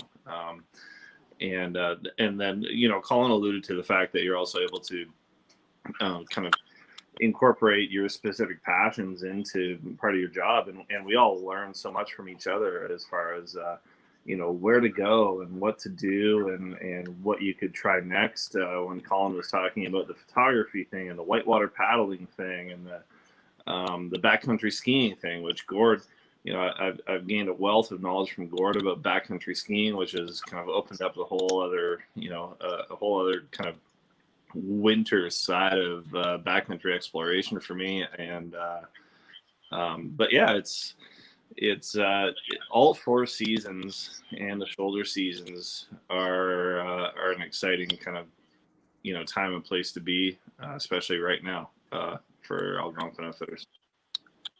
Cool. I got a bit of a question there for actually people in the live chat tonight. How many people here have had an experience with Algonquin Outfitters? If you have had an experience with Algonquin Outfitters, put a number 1 in the chat. I'm just curious to see how many people are familiar and have used them. I bet you there's going to be an awful lot of ones. Well, it'd be interesting to see how many of those people actually remember my father, Swifty, Mean Dude. Well, okay. If you remember Mean Dude, put a number 2 in there. I see a couple number 2s already. Yeah, that's great. That pops through. So, Rich, question for you there. What do you see in the future of Algonquin Outfitters? What would you like to expand on? Or somebody had a question earlier asking about more satellite offices, say, over on the French River, or, Actually, I just paddled French River this past year, but no, being the answer question is being environmentally responsible and sensible in what we do. To do what we do and just take it to another level, offering quality experiences, the best equipment, to be the most unique, the most an outfitter that you take pride in, that an organization. You have guys here who spoke about how we operate our business and what it means to them. I take great pride in that. That's very important to me. Mm-hmm. I would also just mention that I really enjoy how Pine Martin loves so much in the Algonquin store. But I think what I always so Pine Martin lives very close to the Huntsville store. And so very, very often I'm heading into work, and at the same time that Pine Martin is carting his canoe down to the water right behind the Algonquin Outfitters in Huntsville. And, often I will see him, he's on his morning paddle, and we wave at each other and we say good morning and we say hi. And then he's off into the water for his morning paddle at Coon Island to make some coffee, and I am heading into work.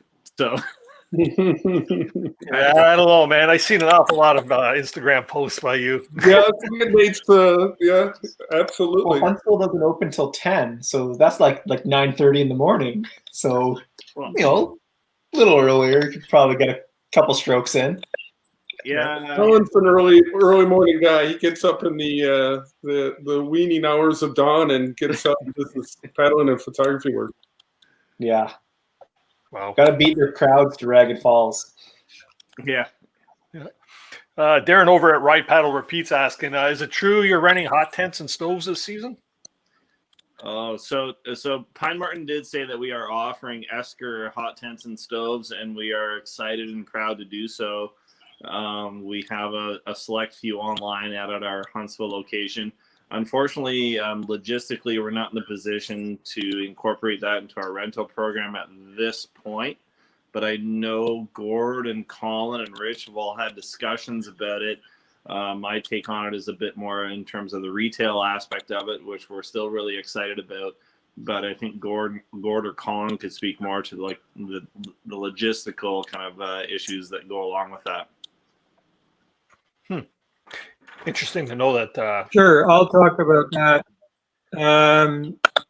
Yeah, we've looked hard at renting the hot tents and stoves, and it unfortunately it's just not a practical rental item. There's a lot of maintenance, a lot of liability, renting something that has a wood burning appliance, and just the putting it all back together. So it's not happening right now.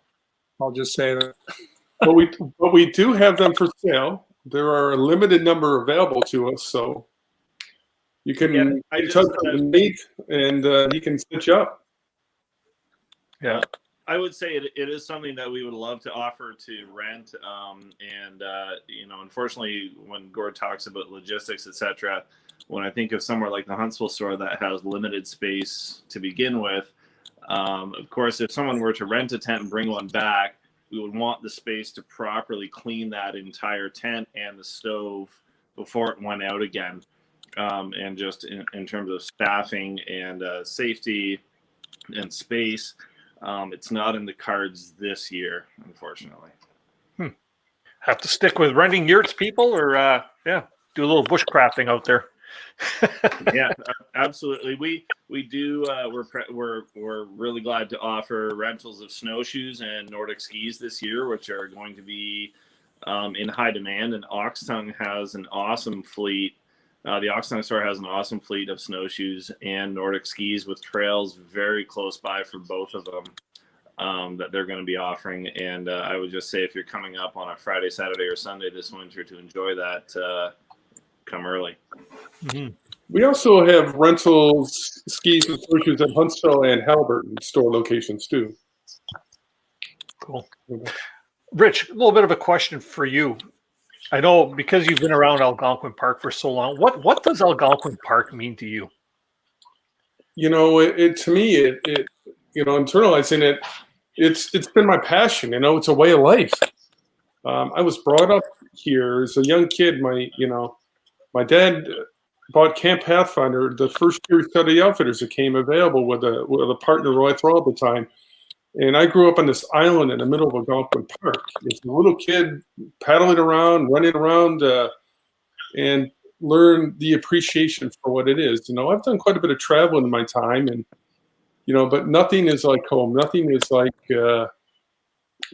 Algonquin has that feeling. It's got my heart, and I truly embrace it. It seems to be the sentiment for a lot of people. Once you go there and you explore it, like I'll admit, I'm more of a Crownland camper, but my experiences, and I've never had a bad experience within the park. It's a place. It's a magical kind of place. The fact that there's so much traffic in there is one thing, but the beauty is still there. The roots are still there. The difficulty is still there. Algonquin Park is not as I would call it sometimes, it's not a Disneyland, right? It's a place. It is a wild and rugged place, right? And the fact that you might see a lot of people there, it still holds that beauty, and it still has to be appreciated and not abused, right? Yeah. So, I would say I have a question for Colin, because he sees so many people come in and come out renting canoes to go off on a first adventure or a 15th annual adventure.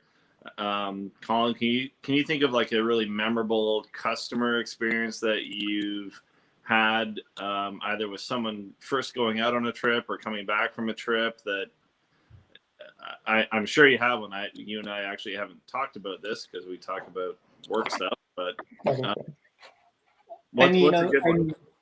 I'm super fortunate that I do get those experiences of people who have come up for the first time, and the seed's been planted long before they come a lot of the times. And when you can connect the dots of someone you've conversed with who has called and you happen to help them with their route, it's not that they need to take your advice, but when they do, they might see something they may not have before. A lot of first-time people will come up and say, I want to go to Tom Thompson, I want to go to Burn Island, come back to canoe. But they're avid canoers, they're outdoors people, and you might suggest something different, right? You might suggest, maybe head down to Bonashare and go across to Welcome and go up through Penn and Louisa that way. Taking traditional routes and making them non-traditional and doing them in different ways because they have the ability. Those people are endlessly thankful, and it's a really rewarding aspect of it. But a quick story, which ties back into work, is early on working, I got introduced to the Highlanders, the Boy Scouts out of Rochester, who worked with Rich, the person running the trip, Rob Lewis. Right. His father worked with Rich's father, with the Scouts coming up to Canada every year. And I think it's their third season up, and you get that relationship going. And we got a call about 3 days into their traditional 6 or 7 day trip, and they go, "We got to get out of here." It was someone brought a stomach flu, and everyone got this flu, and I ended up driving to Brent after my open to close shift. So I left at 7:45 from Oxtongue to drive to Brent to pick up 9 kids, 2 guides out of the U.S. And when I got there, they called down, "We really need to get out of here." And when I got there, they offered me a drink and asked how long I was staying for, because they were making fries with Jake and deep frying fish that they caught. So, it's 1:30 in the morning. I pull in, I've been working, a big day at Oxtongue Saturday, and they go, "Oh, have a drink, grab some fish and chips." And it's like, are we going home or what? And they reluctantly had spent the entire day in Brent hanging out with Jake. They were slinging some canoes. They're fed. They're full. They're happy. And they decided that, you know what, we will drive back to Oxtongue. So I got back at about 3:34 in the morning, and they got into our tent cabins out front. And the next day they went into the park and they paddled for the day, just as a day trip. And then they came back and they went down back to Rochester to have this epic story of their canoe trip turned into they paddled from Canoe Lake to Brent, so they did half the Brent run, and it turned into a fish fry. So every year they send me an email, to my personal email about, "Hey, we're coming again. Hopefully you get to sleep this time." And it's things like that you don't get that other places. They're working. They're a second generation tripping club, or a third generation perhaps, who are coming to us because their fathers came to us. And I think things like that are just unreal, and really, make a connection in the outdoors. And obviously they couldn't come with the border closure, but I still hear that they're making plans the first day they can. Mm-hmm. Yeah, it's a group that's been coming consecutively for over 50 years. And Colin really touched on that. The second and the third generation people coming up and experiencing this, and it was really cool with the Ontario school groups when they really used to encourage canoe trips in Algonquin. And all the times you would see those kids come back later in life. It could be 5, 10 years later, have a family and want to share the same experience with their kids. So we get a lot of that. Yeah. That's cool. We got one more person down here in the basement there. I wouldn't mind bringing up here to ask a question. Somebody that I know is really in love with Algonquin Park, and he's had experience with you guys there as well. Ethan from Avid Outdoorsy Guy. How you doing, bud? Doing good. How you guys doing? Excellent. Good. Good. What do you got for the panel tonight?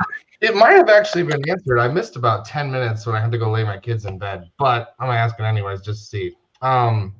I popped it in the chat a few times because I'm curious. Have you ever considered making like satellite locations of Algonquin Outfitters, like French River, Temagami, Kawarni, anything like that?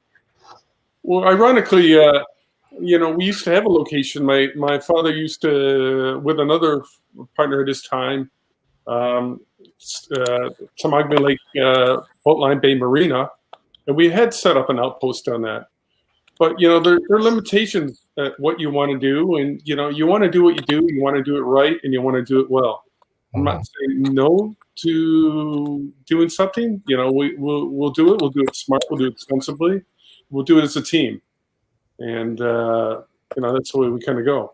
But Sure. It's great. I mean, again, I was just on the French River, and I know there's great opportunity there, and there's a number of locations where there is opportunity, but if again, if we see the right opportunity and we have a team around us that we can do it, we'll take a look at it.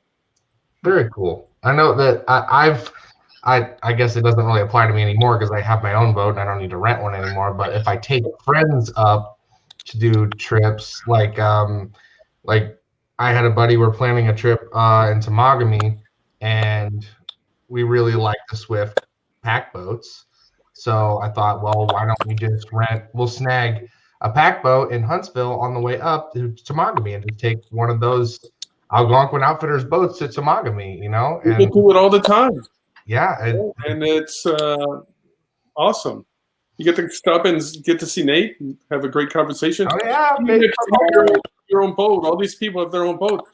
You know, some of those people started out paddling with us. They got the passion. They got their own boat. They also, you know, a lot of these people still stop by and say hello and, you know, do a little shopping and, you know, enjoy the experience. Definitely.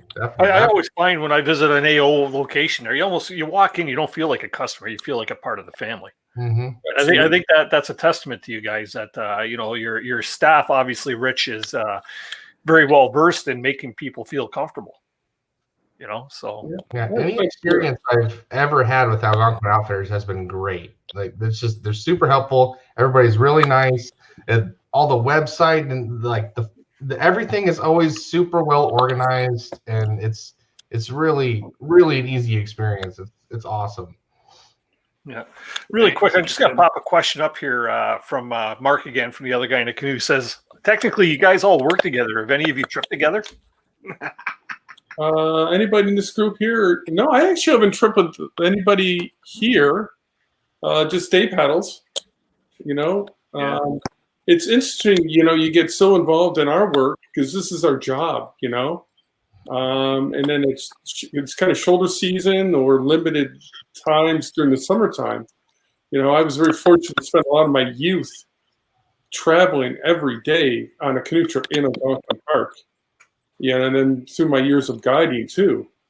But now we all have to work a full-time job. So when we get an opportunity to go, it's usually a shorter trip. Or it's the I would just say I've met Ethan before, but it's before we actually knew each other.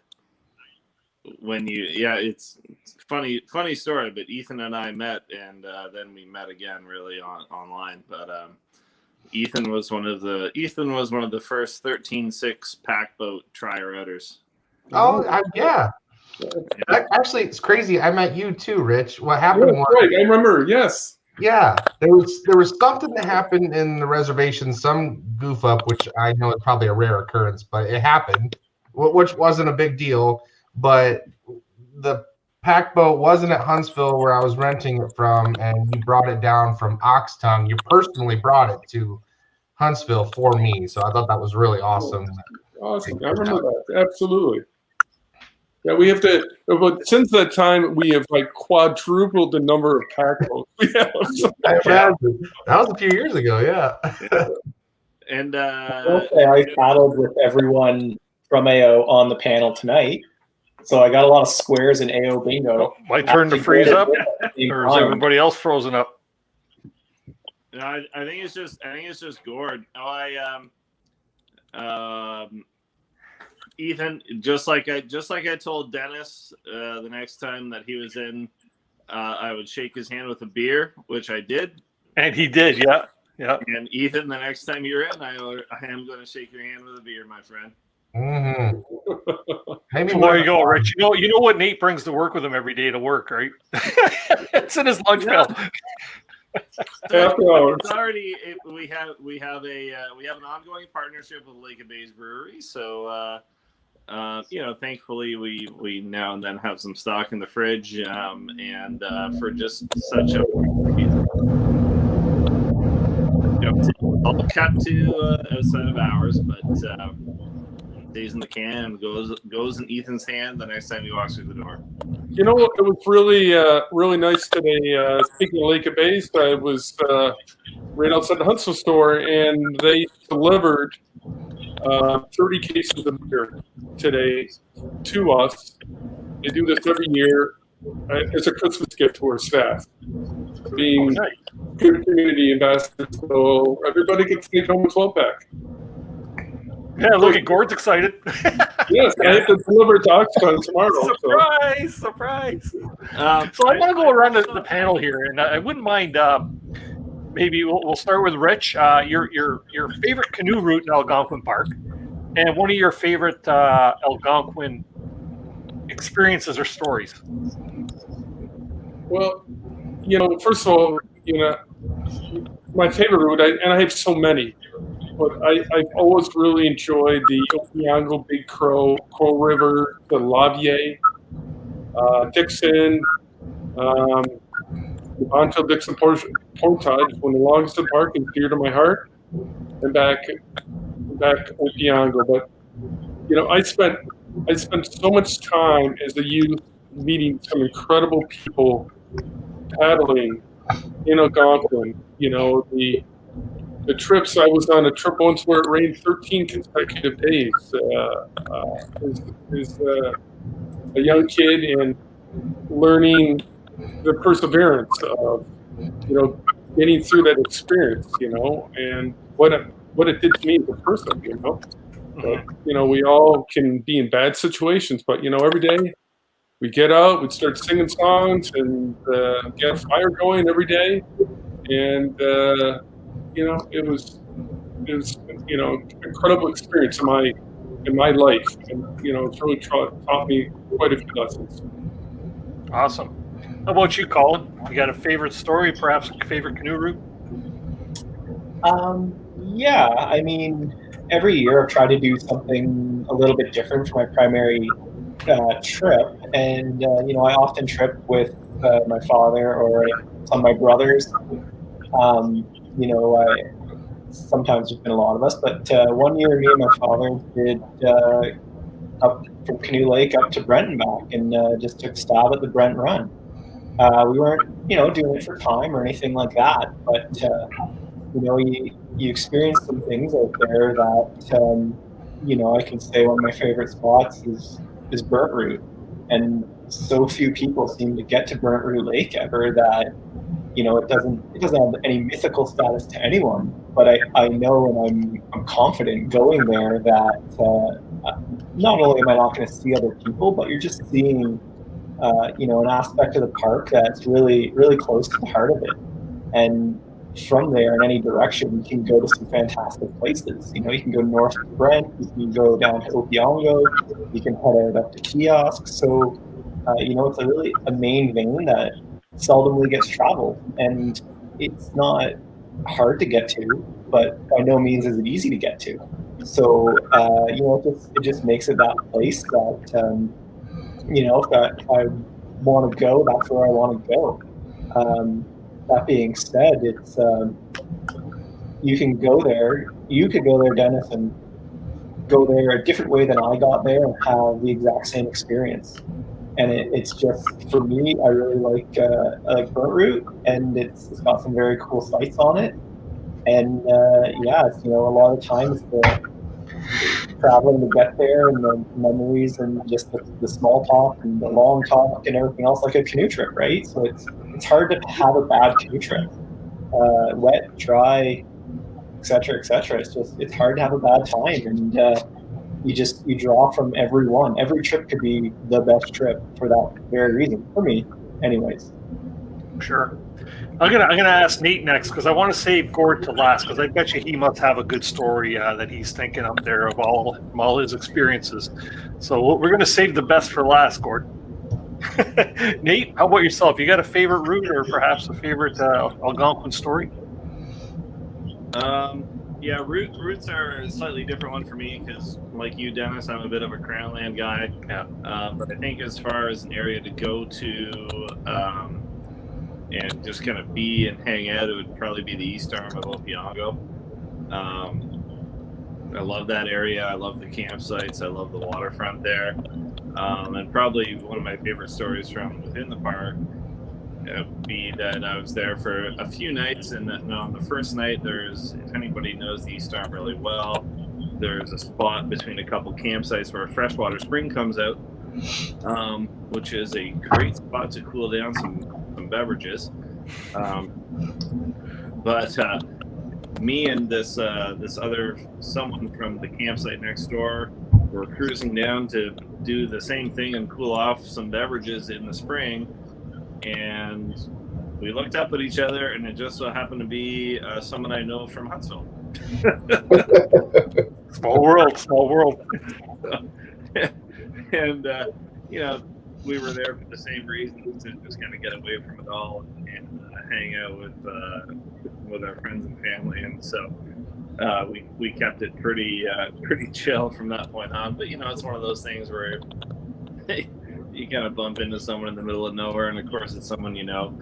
But I think one of my favorite parts about canoe tripping in the park in general is when you send someone off with a canoe on the roof, and you can see they've got some consternation and stress in their eyes because they've just driven up from Toronto or wherever else, and they have another an hour's drive to go and a 2-hour paddle to go, and then at the end of those days they come back and you're able to actually greet them when they come back, and they've had just this like epic life-changing trip, and the look in their eyes and the enthusiasm they all of a sudden have, and they're like a different person. And so that's one of the most rewarding parts of my job, is when you have people that come back from a trip, and even though they just slept through a bunch of rainy nights and a bunch of long portages, they're dropping off their rental canoe and there's like a fire in their eyes, and they've just had the time of their lives. And that's definitely one of the things that keeps you going in the middle of a busy summer, is those people that are just super stoked to go home and plan it all out again. Awesome. But, you know what? Seeing as Ethan's still on panel, I'll ask you, Ethan. You've done enough routes in Algonquin already that you could pipe in on this one. I was kind of thinking what Nate said. Like, I don't really have a particularly favorite route yet, but I have a favorite area, and that is Big Trout Lake. I love Big Trout Lake. Sunsets on Big Trout are beautiful. That's my favorite area to go to, I'd say. Cool. Okay, Gord, your turn, buddy. Well, wow, I feel like I'm in a very awkward spot because Rich, Colin, Nate, Ethan all really sum things up really well. So I guess what I would say about favorite places, all these guys have talked about lakes, and I think a really important part of Algonquin that maybe people don't think about as much are the rivers. Algonquin Park, as many of you probably know, it's on what's called the Algonquin Dome. It's on a great big bump of land rising out of central Ontario, and it's the headwaters of 6 major river systems: the Petawawa, the Magnetawan, the even parts that go to the Ottawa and others, the Madawaska, except Muskoka River. And paddling those rivers, you can paddle right across Algonquin on the Petawawa River, or you can do the Nipissing and join into the Petawawa, and even you can do sections of the Petawawa through different canoe routes that take you to places like Big Trout and Burnt Root.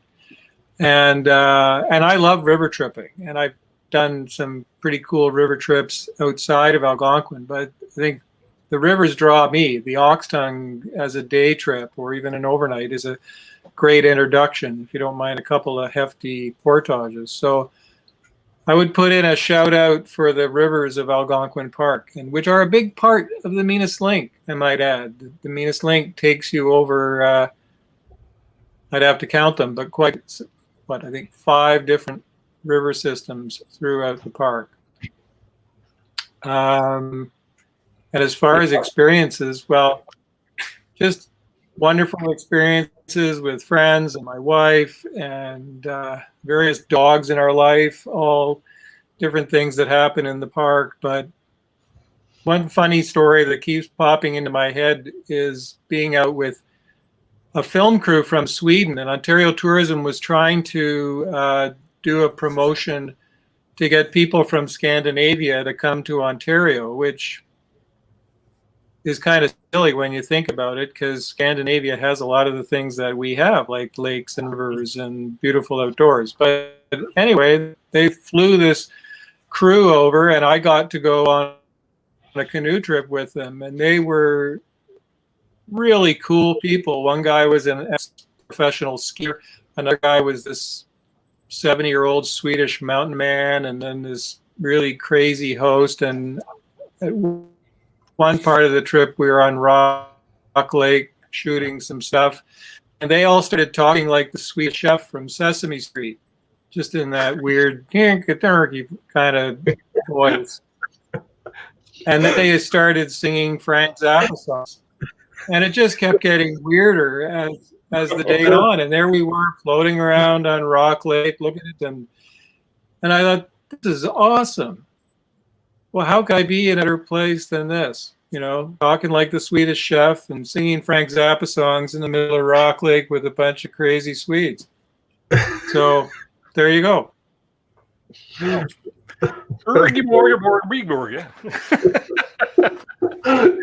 That's awesome. Well, you know what, gentlemen? I think we've had a great night tonight. I just want to one more thing in there is what advice would you give for somebody that has not experienced Algonquin Outfitters as far as planning a trip within the park, and they need to reserve gear, or you know, is there anything that you would advise people, you know, for the winter season or the summer season next summer? Well, I think we all can answer that too. But you know, it's our website. But I was going to say our website gives a raft of information too about the different seasonal and what to bring and not to bring. But it's being properly prepared, you know. And I love packing. I love ultra lightweight packing and getting your gear lined up. Or we outfit people completely with either with all their gear, all their food, or if it's just miscellaneous gear and canoe. So it's reaching out, seeking, do some reading, do some research.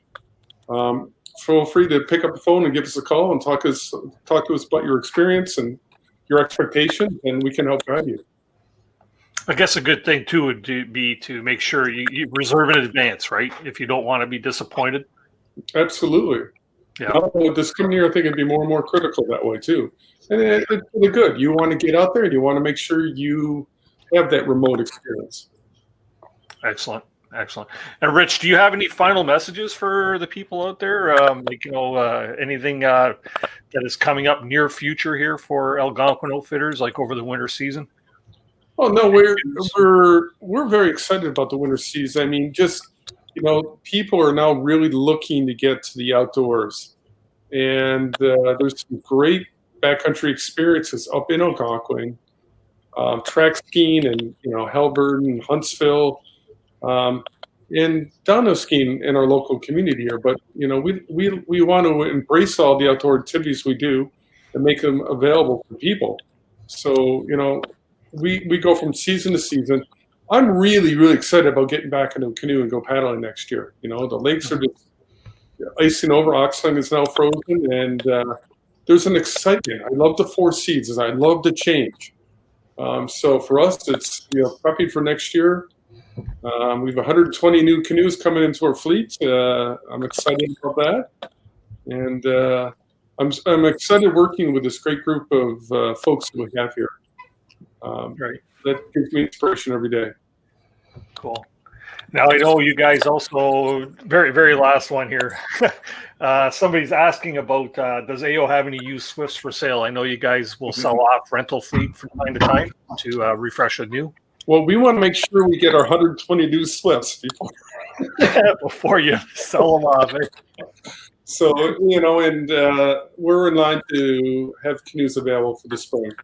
So, and what we do, and you know, Gord and Colin and Nate can all speak to it too, is we really try to refurbish our canoes before we put them on the, you know, used market. And we have an incredible guy, Johnny Gull, Johnny's Canoe Shop, who does all repair work, and great character too. So he's got winter's work ahead of him right now, just getting their stuff all set.